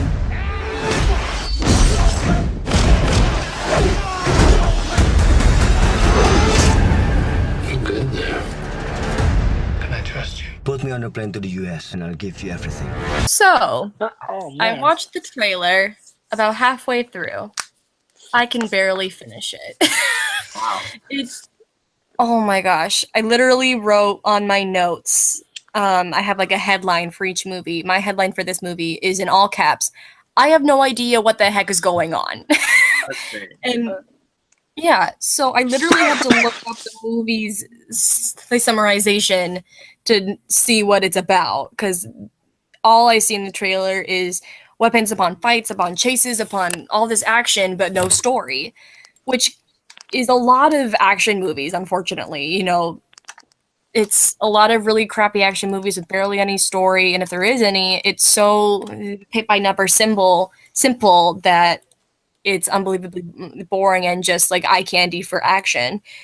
And, you know, Wahlberg is in it, my boy Wahlberg, and, you know, it just looks so unbelievably generic. I don't know why anybody would think this is like unbelievably amazing or groundbreaking. It's just so unbelievably generic for me.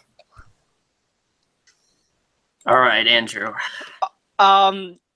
Yeah, this movie looks bland. Bland as fuck. And I feel like I should be really excited for this movie because it has Peter Berg and Mark Wahlberg. And just look at their track record together alone. It's perfect. You know, Lone Survivor, great movie. Deepwater Horizon, great movie. Patriots Day, great movie. Definitely one of the most underappreciated movies, in my opinion, of the decade, I would say, is Patriots Day. And and before I saw any trailer, knew any about, I was really excited for this because, you know, like I said, you got Peter Berg directing Mark Wahlberg in a movie. Like, the track record so far has been perfect, but then the trailer just didn't excite me. It looks very bland. It looks like it has no substance to it, and again, I don't know what the premise is about, but I'm going based off what I saw in the trailer. And I've seen the trailer a few times now, and it just doesn't look good, and that really disappoints me because I really like Peter Berg, and I really like Mark Wahlberg in a Peter Berg movie. Mm-hmm. Yeah, so for me, once again, just like you guys, I was really interested in this one. I mean, it's Peter Berg, Mark Wahlberg. That's always been a recipe for success. And I watched the trailer, and yeah, it just looks very, very generic. It looks like every single action film that we get. And I think the biggest thing that is divorcing this from the other films that Mark Wahlberg has done is that those films were based on true stories, and this one isn't. This is a completely original idea, and it just looks so generic. Like, out of everything that Peter Berg and Mark Wahlberg could do, this is what you come up with. It looks so whatever to me. I really don't have much to say about this one. Similar to you guys, I don't know what the hell's going on in the trailer. Just a bunch of action scene nonsense. And yeah, I'm just not really that excited for this one, unfortunately. I really do like Mark Wahlberg, but I don't know. I mean, maybe the train's finally coming to a stop. I don't know. We'll have to see. I don't think this one's going to be nearly as good as the other three you mentioned. I've only seen Deepwater Horizon, granted, but I need to watch the other two. I definitely will watch them before this one comes out for sure. But just in general, really not grabbing me at all. It comes out the day before my birthday, so yippee. And yeah, so... What an amazing birthday present. Good for you, Kevin. Oh, yeah. Just like the next movie we're going to talk about, which is even more of a great birthday present for me. But if you guys are looking forward to Mile 22, it does come out on August 17th. And yeah, once again, I got another movie that I'm absolutely hyped for on August 17th that I'm going to introduce. And that is the film that everyone is so excited for. And that is the Disney, the 90s Disney. Oh, wait, no. It's not a Disney film. That is Alpha. At the end of the last ice age, when our world was a harsh and unforgiving place, a boy who was separated from his family found a wolf separated from its pack.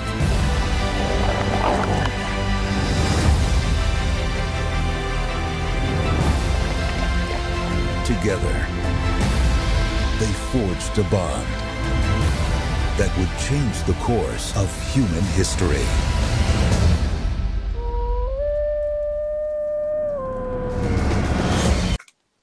Is it really not Disney? I thought it was Disney this whole time. Like, seriously. Right? All right, you'll understand. a little bit. So, okay, yeah, like I said, everything about this fucking trailer. First trailer came out.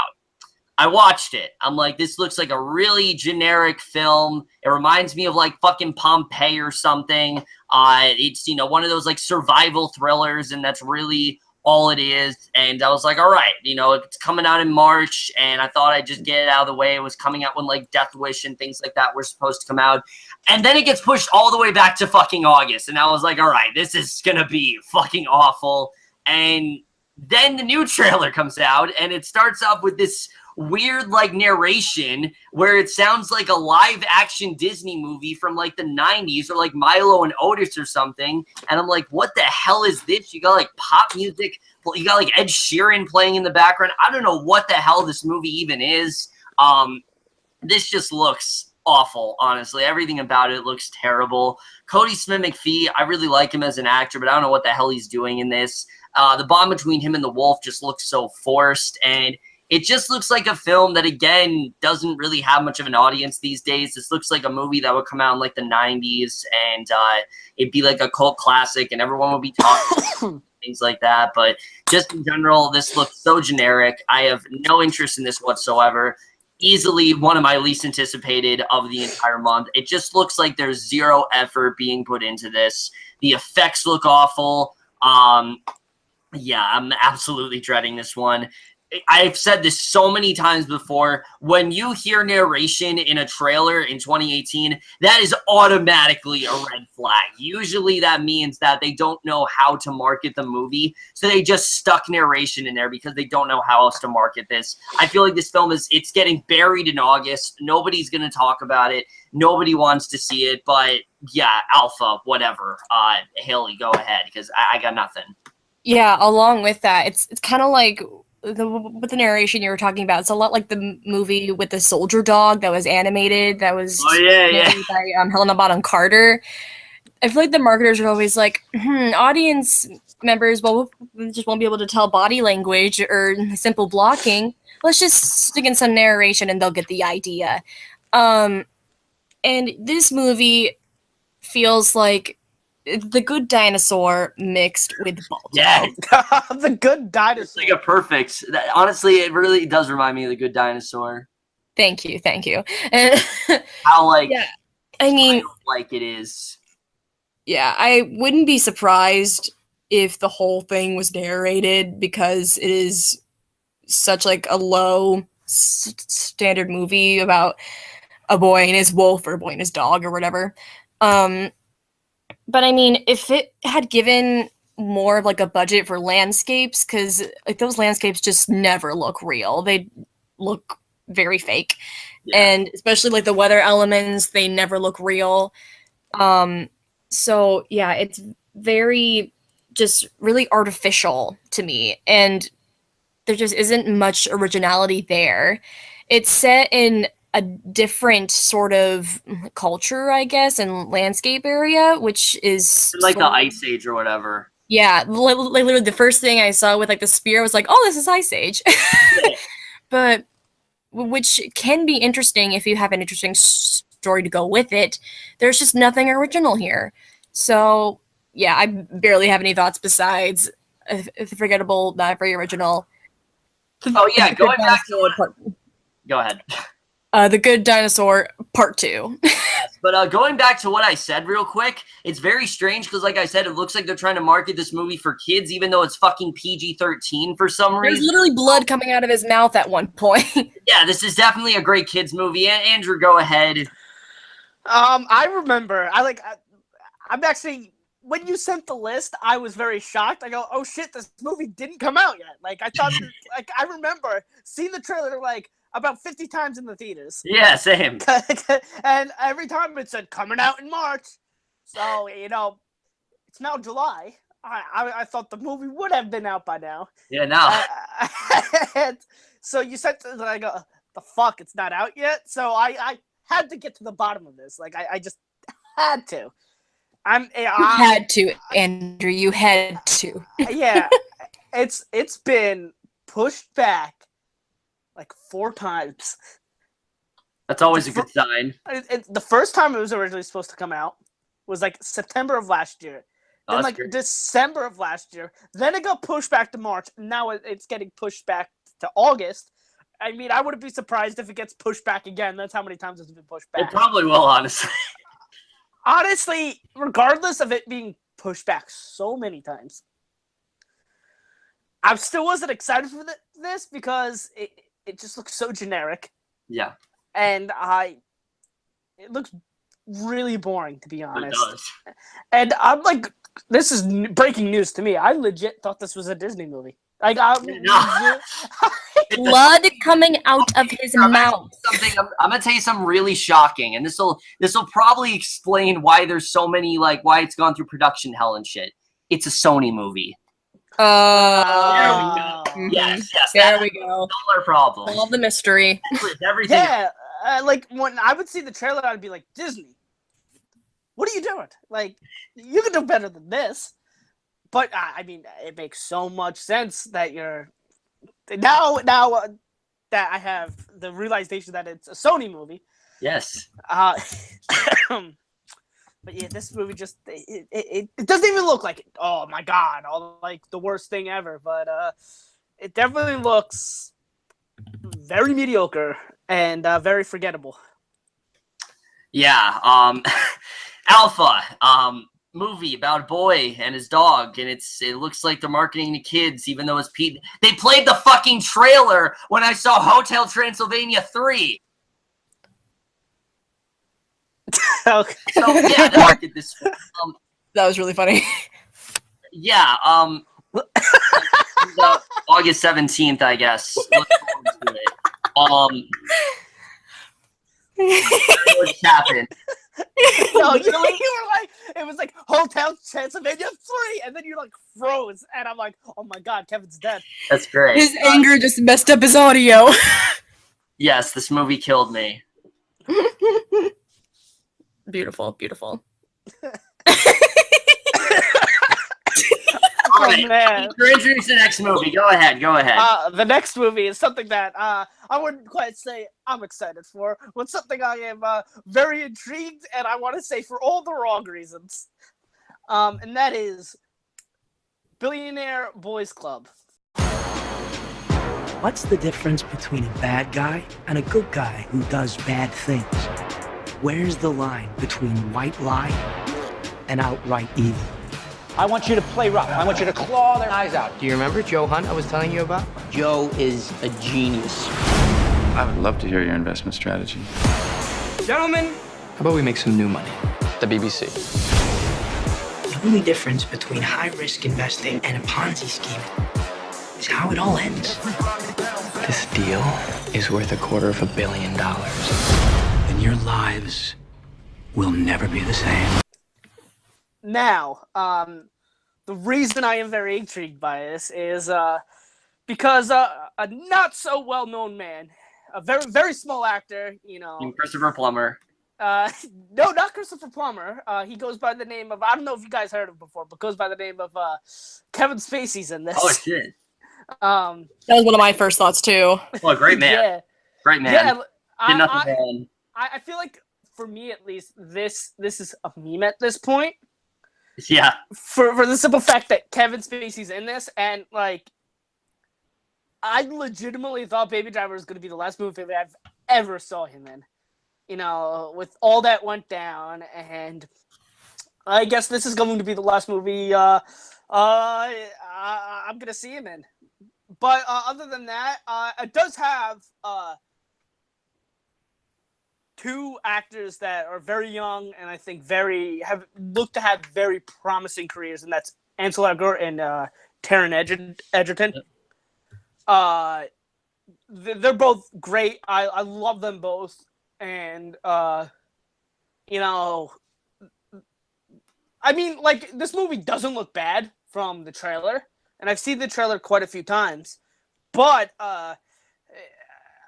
I think I'm more excited of it, not because I think it's going to be a good movie, but I think that, I'm more excited because this is going to probably be Kevin Spacey's last movie ever.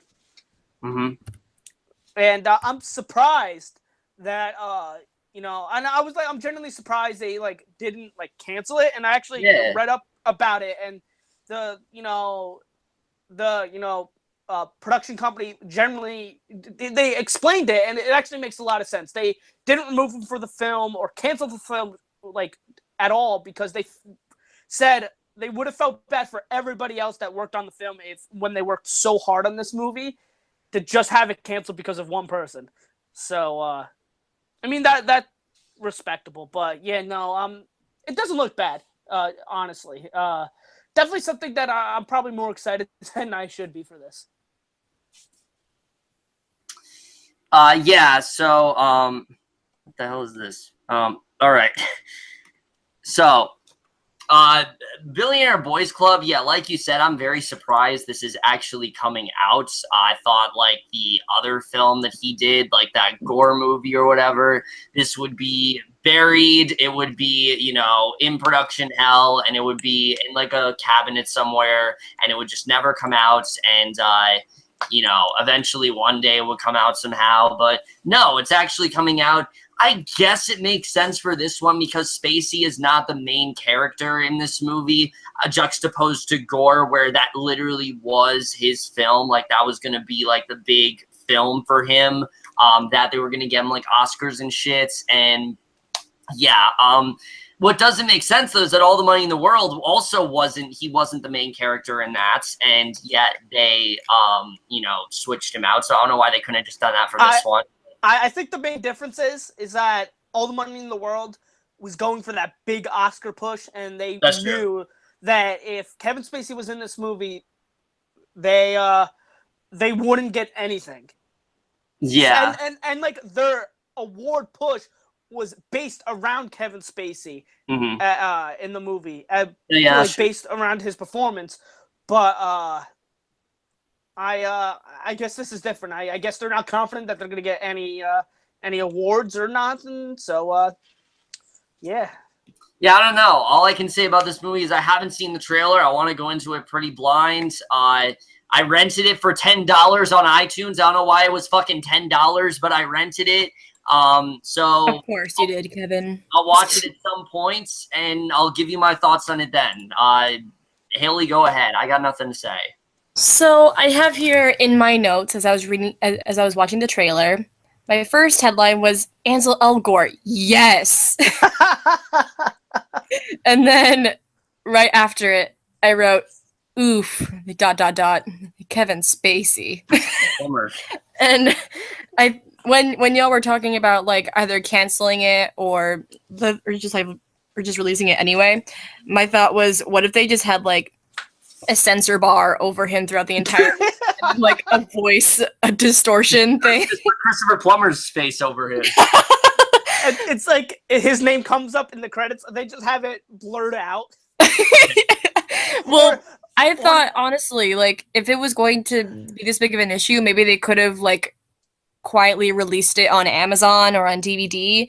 But I do think that it is pretty loyal for them and the rest of the crew that they still release it in theaters. You know, because movies take a lot of people to create them and a lot of time and effort. And, you know, they totally understand that. And only because one person is a total dumbass.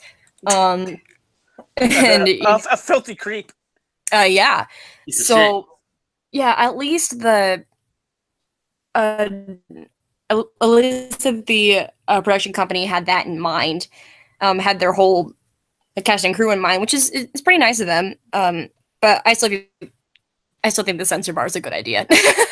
No, honestly, what they should do is they should like digitally remove him from the film. So like I don't know, have like yeah. So like imagine there being a scene with like Ansel Elgort and Kevin Spacey. And they remove it, like digitally remove him from the film. Don't like replace it with another actor. Don't even blur him out. Just digitally remove him from the film. And Ansel Elgort's voice. Yeah. And Ansel Elgort's just like talking to himself, and he's like looking in a mirror as he's talking to himself. Oof. Yeah, those are my thoughts on it. Yeah, so Billionaire Boys Club, if you guys are looking forward, it does come out on August 17th. You can also rent it now. I don't know how it's coming out, but, you know, apparently it is. Now we get to another film that looks absolutely amazing that I thought was coming out on August 10th, but apparently it's not. It's now coming out on August 24th. Oh, the greatest day of all time. Yes, so many great releases coming out this day. Well, Hailie, I mean, the greatest release was 1996. Yes. And I know Hailie's very excited to introduce this one. Oh yeah, totally. This is like the highlight of my preview day. Yeah. I mean, this is the highlight of mine too. Like, so this is Axel.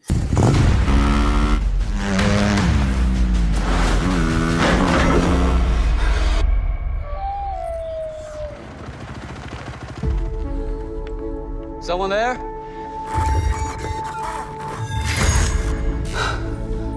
I'm not gonna hurt you. Let me get this out, all right? Wow. The hell are you? Introducing Axel, the latest in military protection, featuring facial recognition, onboard weapon systems, and owner pairing capabilities. It's paired now. The key gives him control of the entire project. Hey, you wanna play? All right, let's go.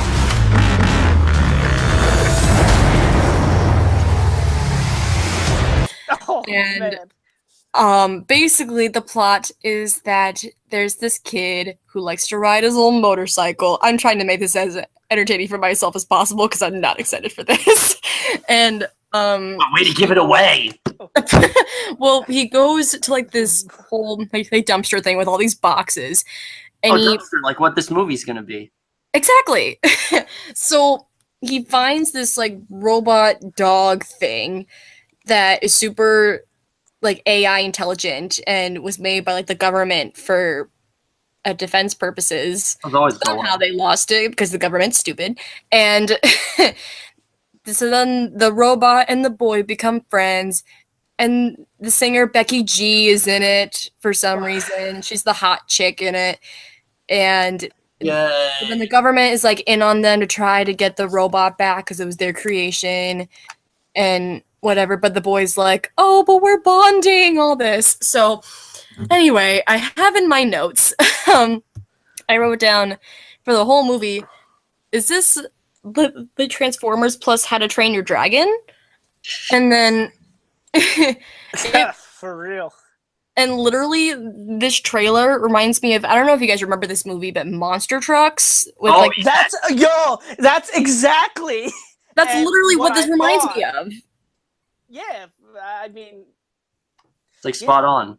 I am heavily convinced that like the same, or that like another production company was like, oh, that movie was okay, let's do it better. Not. And honestly, I feel like Becky G should be making more music than starring in things like Power Rangers. And hey, I like Power Rangers. She was good in that. Yeah. Anyway. I liked Power Rangers. I did too. I thought it was a lot of fun. It was a lot of fun. Joy. So, yeah, I think that it's unbelievably generic. It's another boy and his AI dog story. And it's so much like other movies, like Transformers. Like the one we just talked about. Yeah. The boy and his dog. Yeah. It's the How to Train Your Dragon. It's the Transformers. It's the Monster Trucks. It's all that. It's a boy and his mechanical machine and a hot chick. And that's about it. All right, Andrew. I, for one, I don't know about anybody else, but I, for one, am genuinely surprised that this movie had not come out already in January, because that's what this movie screams to me. January, it screams shit. Like, oh man, damn. I remember legit. I remember watching the trailer for the first time, and legit, all I could think about goes, yo, dude, this is a ripoff of Monster Trucks. And that's a bad thing because Monster Trucks was hot garbage. I mean, I didn't hate it, but you know. Kevin, shut up. Yeah, Kevin, it's my turn to talk. Damn it. That is a C+ movie, okay? It is easily not good. It's easily a D. A C, actually. Oh, and I didn't even mention this, but like the actual design of Axel the dog, as not real as it looks, the actual design and like concept of it isn't that bad. That's the one thing I find redeeming about the trailer, is that it's nice to look at. It looks all mechanical and like shiny and whatnot, which, you know, gives people something to cool look at. Well, it just reminds me of fucking like Goddard from Jimmy Neutron. yeah. Oh my god. Oh my god, that's it. Fucking Goddard. That's it. It's just Jimmy Neutron live action film. There you go. Boom. This is. But like, it legitimately the same thing as Monster Truck. You know, you get the uncharismatic, handsome boy, you know, who befriends something that he should not have befriended, and you know, you got his really attractive girlfriend, and the chemistry is just not there, and it looks. And the thing that the whole movie surrounded around is probably owned by the government. Usually is. Yeah.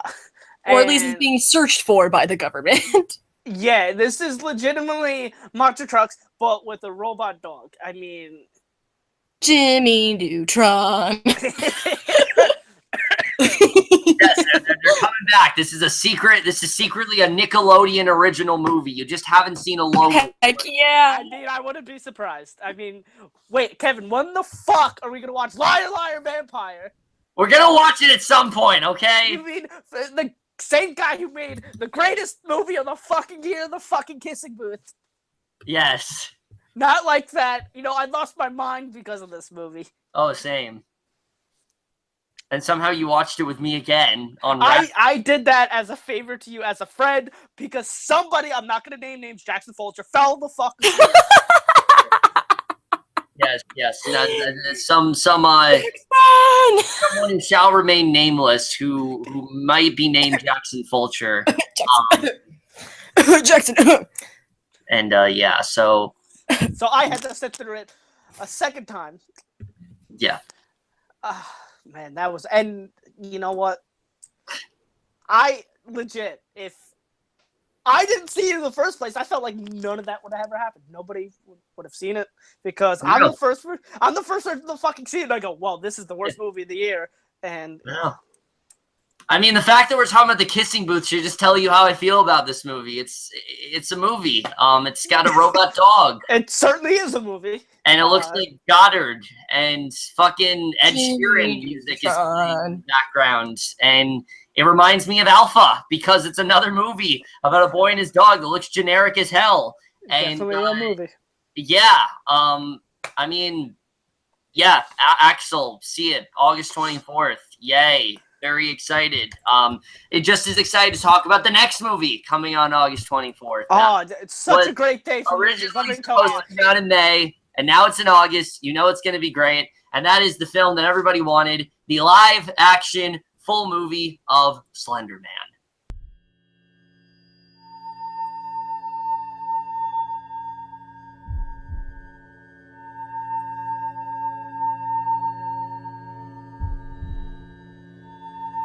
Where is my daughter?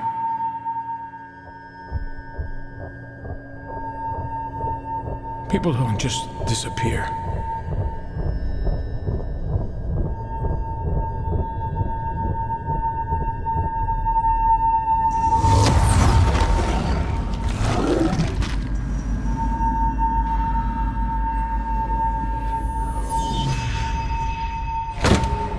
He gets in your head. Like a virus.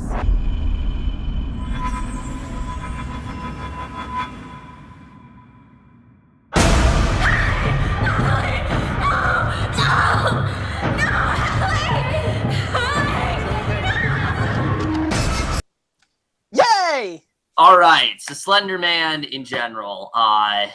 You know, people have asked for a movie about this for years now. Nobody talks about Slender Man anymore, so now is the perfect time to make a movie about him, to get him back, make him relevant again, and this just looks fucking awful. The scares here look so laughable. The effects especially look really bad. Look, people have said this, and I'm going to agree. Slender Man is just one of those things that works best as a legend. It works best as a myth. You don't need to make it into a full-length movie because there just isn't really much to work off of. I mean, he's a guy who you see him in the woods, and he kills you if you look him in the face. I mean, there's really not much else there. Even though he doesn't have a face. Yeah, I mean, you can make a movie if you know, I mean, if you want to make a movie about Slender Man, you should make a movie about like the people who like think he's real and want to like follow him. Like that could be an interesting concept. But this just looks like a generic ass horror movie with the best actress working today, Joey King, great actress, Ramona herself. Yes. The fucking greatest fucking actress. Oh yeah, who they totally didn't I've over-sexualize ever in Booth. You know, you also got Talitha Bateman from Annabelle Creation. I don't know what the fuck she's doing here, but she's in this. You got Javier Botet from Insidious: The Last Key, and another fantastic fucking movie that came out this year. Let me tell you. I got nothing. It's a Slender Man movie. It looks shitty, and fuck this day. Just fuck all the movies coming out this day. There's like nothing. Haley, go ahead. I got nothing. Alrighty, so now the Slender Man trend kind of came around when I was in like early junior high, and it's a really big deal. And when the video game came out, it was a big rumor that there was going to be a movie. Like every year, there was always a rumor that like, there was going to be a movie made, and then it would get canceled for some reason. And doing some research, and most people know about the murder that happened with the teen girls in the woods who very firmly believed in the Slender Man myth. And it coming so like close after the fact, and it still being in very recent memory is, according to the father of one of the kids, very distasteful. And, you know, I feel like this movie should have been made within the first 3 years of the trend happening. You know, even if it was like 3 years after, people would have still been mildly interested. But, you know, it's been put off for so many years, and the trend kind of died. People grew up and kind of got bored of the video game and the other games that were spin-offs and whatnot, and it just kind of died. And of course, you know, Miss Ramona from Ramona and Beezus is in. Yeah. I'm sorry, I will never see Joey King as anything else other than Ramona. I will never see Joey King as anything other than the fucking stupid fucking bitch from the Kissing Booth. Her name is Elle. I don't fucking care. I try to fucking remove that movie from my brain. I'm probably the only fucking person on this earth that unwillingly watched it 2 fucking times. Well, oh my god. I mean, it's not that bad. It's not like you're Caden who saw Norm of the North 3 times in a row, only to then finally realize he hated the movie on the 3rd time. But, you know, it's another not good horror movie. Again, the effects are not interesting. They're not scary. I mean, I'm a wimp. I'm just disgusted overall because I'm a wimp. But, you know, this also isn't my demographic. You know, it's for the hardcore horror fans. This is not the movie for them. They deserve a better movie. And there's just not much else to add. It's very poorly timed. You know, it's come so close after the, you know, very unfortunate murder of the girl by the 2 teenage girls who were so into Slender Man. And it's just really bad timing, and that's really all I have to say about it. All right, Andrew. Man, I too remember when the Slender Man trend first came out. I was just a wee young lad in high school, and I had played the video game to see what it was all about because everybody was telling me it was oh so scary, and it just wasn't that scary. I actually thought it was a pretty boring game. And I think everybody just overblew how good it was. I mean, it wasn't good at all, but like just overstated it. And again, I too remember when, like, each year, the Slenderman movie, it's happening. And it's happening. I'm not looking forward to this. The trailer looked awful. It looks so generic. And it just, the Slenderman never really scared me.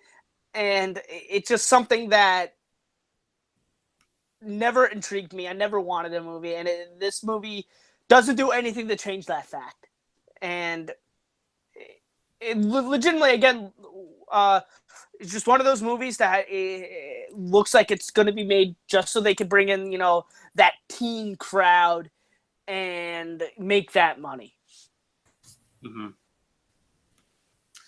Yeah, so Slender Man, I don't think anyone really cares about this movie, honestly, especially the fact that it's literally at the end of August. These are like the movies that nobody really cares about. And yeah, August 24th, Slender Man. I mean, again, like Hailie said, if they would have released this like 2 or 3 years ago, or like when the Slender Man, when it was really popular and a lot of people were talking about it and it was really at its high point, I'd say, then that'd be the right time to release it. Now we get to another great film coming out August 24th that Andrew is very excited about. It stars his favorite actress of all time, and I know he's hyped for this one. So hyped. I know what I'm not doing on that day. But anyway, the movie is The Happy Time Murders. You two are the most decorated officers in this department. What do you see? Looks like a robbery gone wrong to me. This wasn't a robbery. This was a hit. What the? Someone out there is killing puppets. Hey, handsome. You looking for some rotten cotton? I'm a woman. That's okay. Yeah, that's even better. Got a good time for you.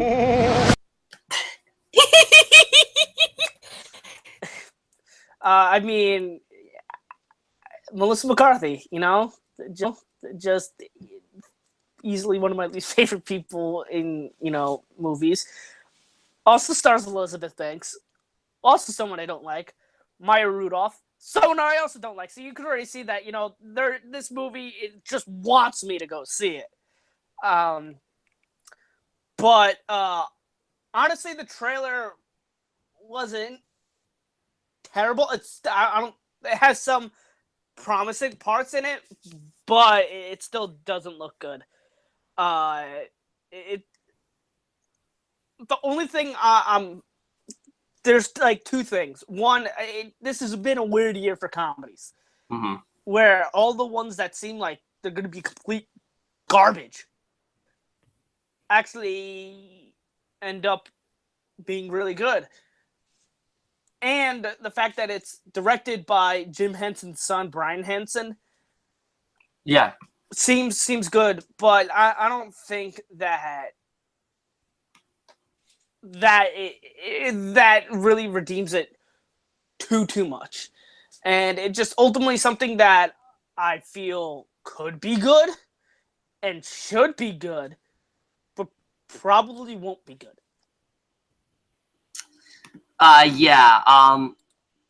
For me, with this movie, I think, look, before the trailer came out, I was actually really excited for this because it sounded like something really different from Melissa McCarthy. They were kind of billing as like this thriller about these puppets that are murdered, and I'm always down, I love Avenue Q. Like, that's one of my favorite, that's one of my favorite, like, Broadway comedies out there. I think that's such a little bit racist. Not only is it a really great, just really funny comedy, but actually is a very relevant, I think, look at, people who are out of college and trying to find what to do in life and things like that. Like, it's a very good look at that. This, on the other hand, it just looks really dumb. But there are things that I do like about it. I like that we do have mostly the same puppeteers that do like the Muppets and things like that. And the fact that it is helmed by Brian Henson does have me a little bit hopeful. But then when you have gags like the end of the movie, like the end of the trailer with the silly string, and it just keeps going on and on and on, and it just doesn't seem to know when to end. And this is a problem with like most comedy, movies that come out. But this trailer, I think, very much exhibited that. The whole joke with them thinking that Melissa McCarthy is a dude and they keep asking her if she wants to, like, if they want to suck her dick or something like that. it wasn't funny at first, and it got more and more unfunny as it went on. Just there really isn't, like, I do think that the main thing here with like puppets getting murdered, that could be good. Like, you can actually make that a good plot line. It just looks like it's much more focused on just really dumb comedy, and it looks like this is kind of what people thought Sausage Party was going to be. Like, that's really what this reminds me of. Like, people said Sausage Party was just going to be a mean-spirited joke after joke comedy, and that's basically what this looks like to me. It really does not look that funny at all. Very disappointed in the trailer. Thought it could have been something really good, and it just really disappointed me. I'm not necessarily dreading it, but it just doesn't look very good. And yeah, that's all I gotta say about it. Okay, literally, when I was writing down my notes for this movie, I literally thought to myself, this is a mix of Sausage Party and Avenue Q. And, like, no joke. And I would much rather have a movie adaptation of Avenue Q. Hell yeah. This is an interesting concept. You know, a big murder comedy, a dark comedy movie with puppets. Yeah. And with a Jim Henson member in it. Like, that's just a joke on its own. And I don't know if you guys know this, but literally the Sesame Street like production company. Yeah, they tried to sue them and it failed. Yeah, trying to sue them, which I think is hilarious. Yeah. They're all owned by Jim Henson, which, you know. However, the puppet designs are not all that creative. They're very generic looking puppets. They're kind of like the rejected Muppet designs for like one of the rock and roll bands from the Muppet Show. You know what I mean? And, yeah, no, they do. Yeah, like when they had the Muppets. Yeah, and Melissa McCarthy, man. Oh my god. I wish that if they had a better writer and they had a better lead actress, this movie would soar. You know, it'd be much better than how it's being advertised. And, you know, I wish I liked it more, but because just from the trailer, the writing is so not as funny as I like it to be. And the lead actress just doesn't do anything for me. You know, I never found her funny. I don't know why others find her funny, but she's one of those really, like, play it safe comedians. She never takes risks. She plays it very safe, kind of like Jimmy Fallon, you know what I mean? Like, they're popular for their comedy, but not. And I feel like they're more popular for, you know, not being funny. Exactly. So, yeah, I wish it had a better writing team, a better lead actress. I'm not totally sold on the story. They aren't really, like, revealing a ton, but, you know, it could. I wish it were better than how it is being advertised right now. Yeah, so Happy Time Murders, if you guys are looking forward, does come out on August 24th. I feel like out of the three movies we talked about, this is the one that probably is the most promising, but that's still not saying much. So yeah, now we get to a very late entry, and when I mean a late entry, I mean I literally found out that this was coming out in August, like today, and I was like, oh shit, I gotta redo the whole schedule. Because this film was supposed to come out in September, and now it's coming out in August, and it's kind of like Infinity War, where the month looked kind of shitty, and this month is kind of saving it, and Hailie is going to introduce it. Of course he gives it to me. So, this is Operation Finale. Welcome to Argentina. We have our guy, Adolf Eichmann. The architect of the final solution? We should be putting him down like a mad dog. I would happily put a bullet in between his eyes, but that's not what we're doing here. This is strictly catch and extract. Eichmann will stand trial here in Israel. My job was simple. Save the country I love from being destroyed. Is your job any different? And my first trailer, another summarization, was oh my God, Papa George from Hugo is a Nazi. So apparently, this is a true story about a Nazi lieutenant who tried to like regurgitate the Nazi agenda, and there was like a group of government leaders who like tried to give like a way of justice to him and like stop his ways from trying to like restart was already finished after World War II. Supposedly it's a very like dramatic Oscar baity but not movie. It's like an Oscar bait movie but better than an Oscar bait movie. It's got Ben Kingsley, you know, who is a legend. He's amazing in everything he's in. And, you know, it looks really promising. I'm not a big wartime movie person just because it makes me very uncomfy, you know, especially with things like Nazism, you know, it makes me really sick to my stomach. Even in world history for a class I had to step out a couple times just because I was like so uncomfortable.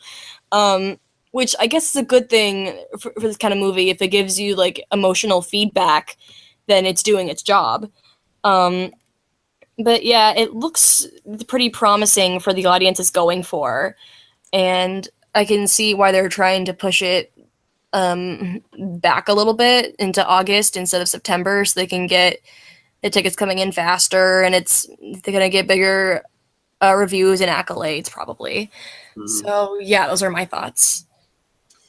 All right, so Operation Finale, this was originally supposed to come out in September, like I said, and I was really worried about this film because it was coming out on a very crowded day. You had The Predator, White Boy Rick, A Simple Favor, and Operation Finale all coming out on the same day. So I am actually really glad they moved it to August 29 because they wanted to avoid competition with those films because they're probably, especially A Simple Favor and Predator, are probably going to dominate that week for sure.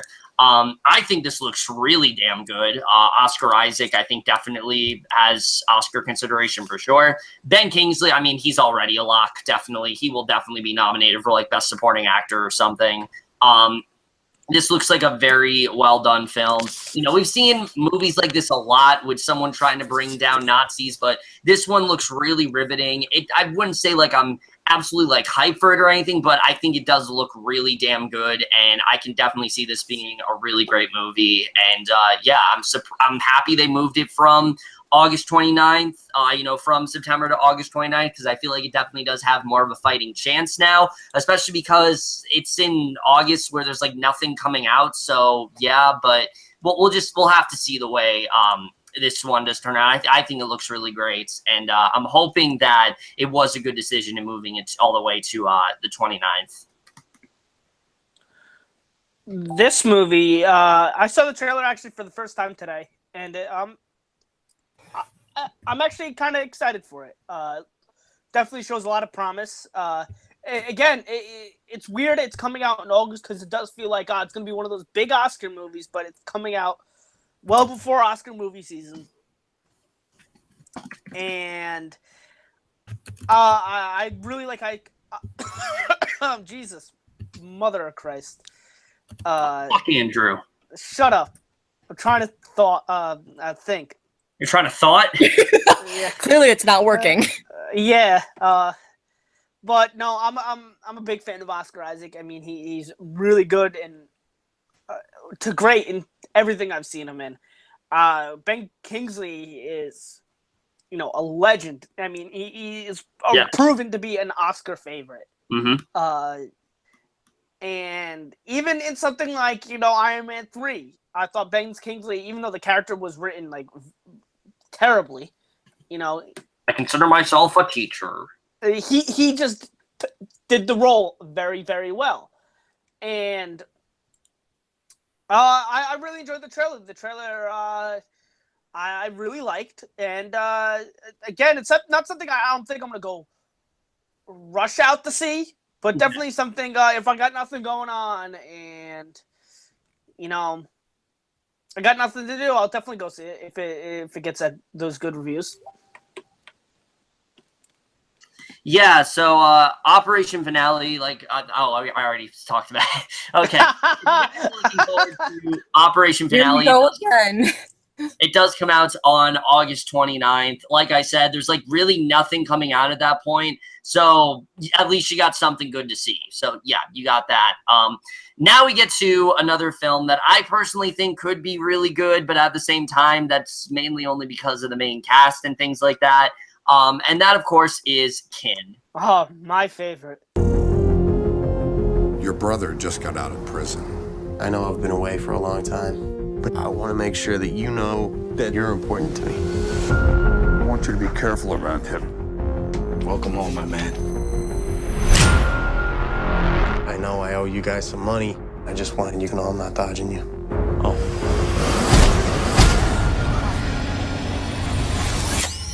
Let him go. The hell's that thing?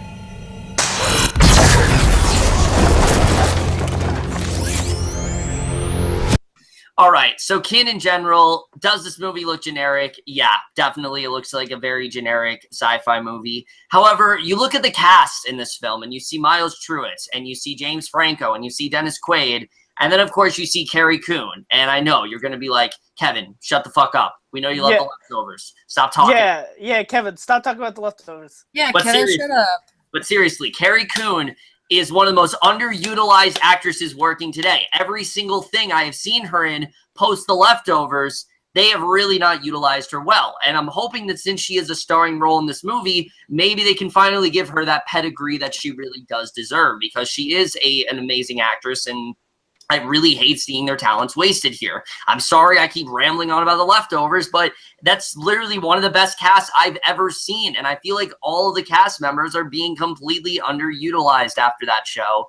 And I'm hoping that Coon has something to do here. Honestly, guys, you know, justice for Barb is a big deal, but justice for Coon, please. She's not being utilized in the way she should. So hashtag justice for Coon. That's what I care about with this movie. Does it look amazing? No, but I'm hoping she has something to do. James Franco, you know, I'm hoping he has something to do as well. And yeah, so hashtag justice for Coon. Hopefully she has something to do here.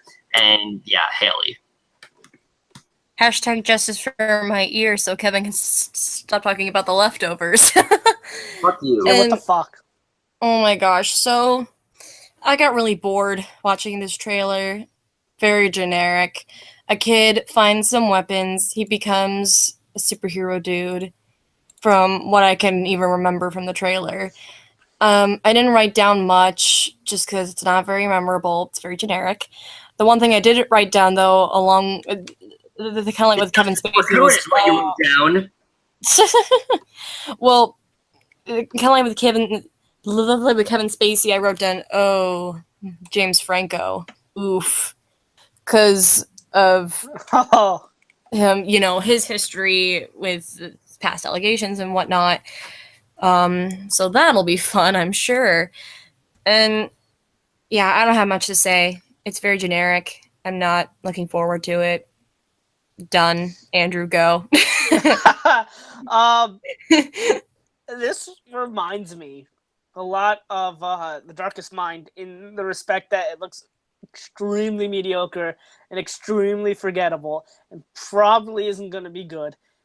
And I'm probably not going to see it in theaters. And again, I just don't have much to say because I just don't care about this movie. And it looks not good. All right, so if you guys are looking forward to Kin, which I feel like there really aren't many, it does come out on August 31st.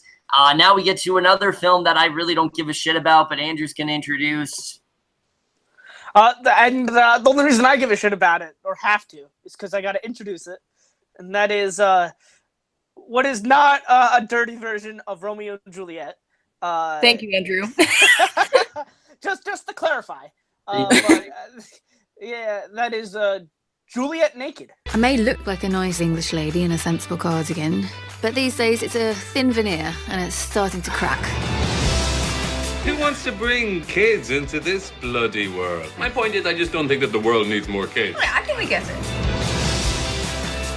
Tucker Crowe, one of the most unsung figures of alternative rock. Hasn't been seen in 20 years. That's him.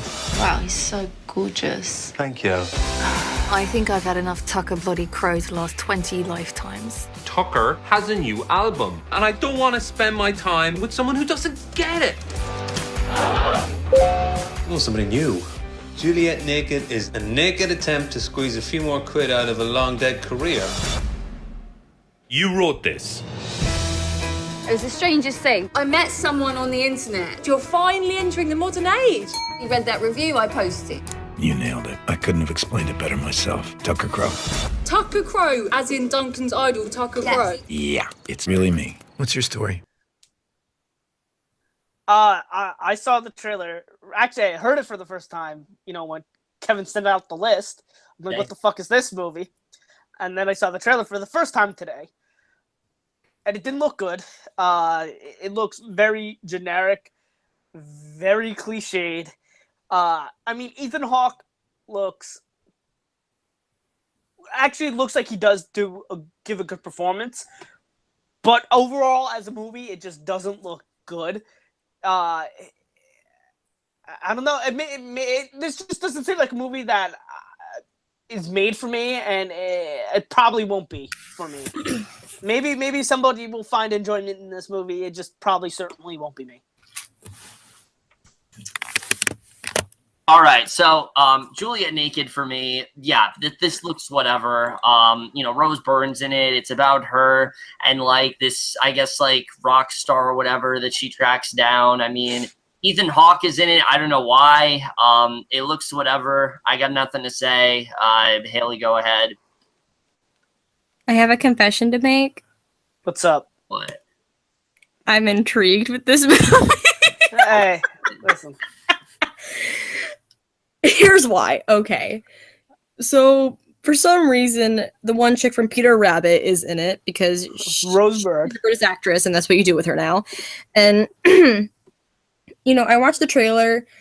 I found it kind of funny. Not, celebrity funny, but, there were some good moments for me. I'm obviously falling for, the whole, oh, it's a girl's fantasy to, live with a rock star or whatever, but I don't care. I don't know why I think the rock star dude is somewhat intriguing, I guess. However, from what the trailer is telling, he keeps saying, oh, I could be the real guy, I could not be. I'm sure he's gonna be a fake and say I just wanted to get to know you or whatever, and it's gonna be this whole third act misunderstanding or whatever. It's probably not. I'm not a genius, but I'm unlike these two guys over here. I'm slightly intrigued with this. I will probably be disappointed, but I don't care. That's my opinion. All right, so Juliet Naked, if you are looking forward, does come out on August 31st. And now, guys, we finally get to the last movie here, one that I'm actually really looking forward to, and Hailie is going to introduce. Okay. It's called The Little Stranger. The first time I saw Hundreds Hall was July 1919. Nothing could have prepared me for the spell it cast. When I saw the house again 30 years later, I could hardly comprehend the change in the place. Why don't you tell me what's going on? You wouldn't believe me. Mother, this is Dr. Faraday. How did you find the patient? A little under the weather. It's war shock. They brought Caroline home to nurse him. I'd heard they were troubled. Very hush-hush about it. A long time ago, there was a child here. What are you doing here? Susan died before I was born. There's something evil in this house. That's nonsense. Betty, what are you doing here? You rang for me, miss. I did not. Well, Mrs. Ayres was upstairs. Rang itself, did it? What is all the noise?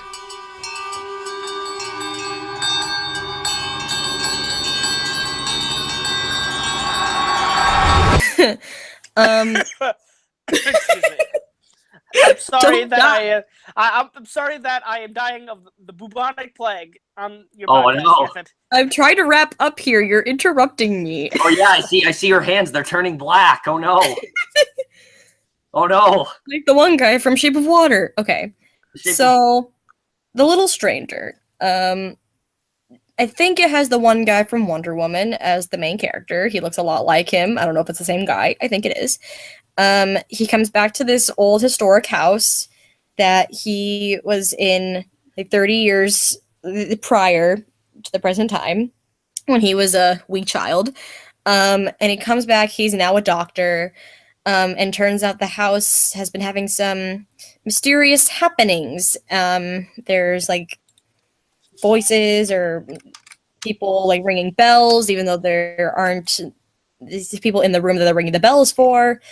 The homeowner is played by the mom from Saving Mr. Banks, who has the most arched eyebrows I've ever seen in my life. And, you know, I always find her face very entertaining. She's very expressive. But supposedly everyone in the house pretty much goes insane. I wrote down yet another old historical house horror. And at least it's different that the doctor had a past experience with the location instead of like with The Conjuring or The Exorcist, where they just walk in not knowing anything about the place and learning about it throughout the entire movie. He had an experience as a kid like 30 years ago, so he knows a bit about it and like in its former glory or whatever. I don't know. It looked like a very generic, psychologically scary movie with a doctor. Things go crazy, of course, because it's a scary house. And, you know, there's a scene where, you know, this maid comes in and she's like, "Why are you in here?" And she's like, "Oh, you rang for me, miss." She's like, "No, I didn't."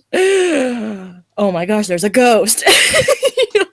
So, yeah, I don't see a ton of potential in it. I mean, maybe there's something good about it. I don't see much hope in it. I am done. All right, Andrew. I'm definitely very intrigued by this movie. The trailer, it was pretty good.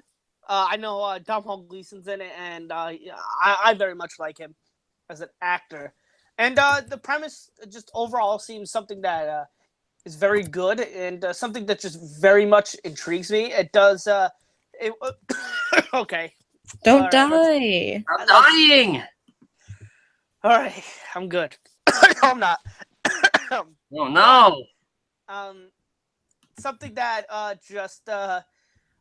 something again that I'm not going to rush out to go see, but just something that you know, maybe if it gets, you know, good enough reviews and, you know, I'm not doing anything, you know, why not? Why not go see it? All right. So, Little Stranger for me, there are two reasons I'm very excited for this. One, the cast here is stacked. You got Domhnall Gleeson, Domhnall Gleeson, I'm sorry, Domhnall Gleeson, Ruth Wilson, Will Poulter, Charlotte Rampling. I mean, just an incredible cast right there. And it's directed from the person who did Room, which Room. Oh, really? Not The Room, Room. The Room? No, Room. Well, I know who directed The Room.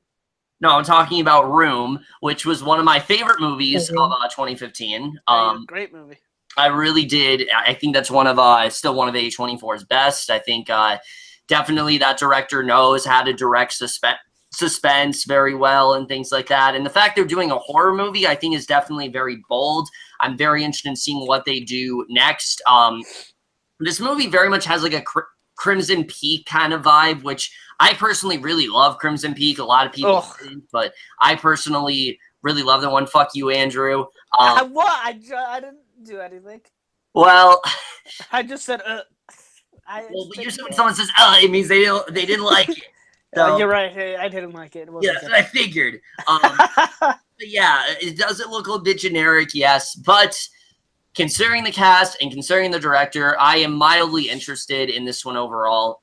it certainly looks better than most of the movies we talked about coming out this month. And yeah, I am mildly interested in The Little Stranger. If you guys are looking forward to it, does come out on August 31st, along with Operation Finale, Kin, and Julia Naked. And with that, guys, we have come to an end for this movie preview. Oh, no. Yes, I know. It's very sad. But before he does die, I just want to, let Andrew give out his closing thoughts here for anything he wants to plug or anything like that. I mean, I'm gonna die probably soon because I have this debilitating sickness known as mad cow disease. Oh no! So this is probably the last time anybody will ever see me on YouTube. But by the off chance that I do survive mad cow disease, you could find me over at my own channel. Just Andrew Hays. Or you can find me on the MTVM podcast over at our great buddy Diego Coya's channel, Diego Coya. But I might die because I got this very deadly sickness.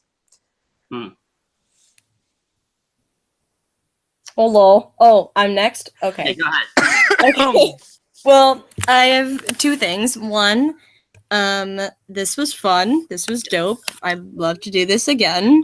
I'm very tired, so I'm very loopy. In case you can't tell. This is loopy. You should talk to some other people we know. If you want to follow me on my Instagram, my username is the.Hailie.Ann. Please don't misspell my name. I will find you. She will find you. You should definitely spell her name. This is definitely, you definitely spell it with an Hailey. That's definitely how you spell it. Oh my God, Kevin, I will murder you, Kevin. She will find you, and she will kill you. And then, of course, my final statement. Animal crackers in my soup to nuts, my peas and cubes. So yes, I just wanted to make it known, Kevin, when I do die, which is probably going to be in the next 2 minutes. Okay. I want that played at my funeral. Okay, yes, we will. I'll sing it at your funeral. We do a double feature of Duck Duck Goose and Animal Crackers. I really hope I don't die. Yes, to celebrate your funeral. I gotta at least survive another day. I'm gonna watch Dr. Goose, and that's gonna be it. Goodbye, me. Because yes, I don't know what just happened to my camera, but it's all faded now. But either way, guys, that's it for I don't know why the fuck this is all blurry. This is a great way to end this. What the fuck, Kevin? This is a really great video. I don't know why this is all fucking blurry now, but I hope you guys enjoyed this video overall. Check out these guys' channels over here, even though Hailie doesn't make videos. I shall soon. Yes, but that's it for this video. Hope you guys enjoyed it. We'll see you guys in my next video, and I will see you guys for that. Okay, bye.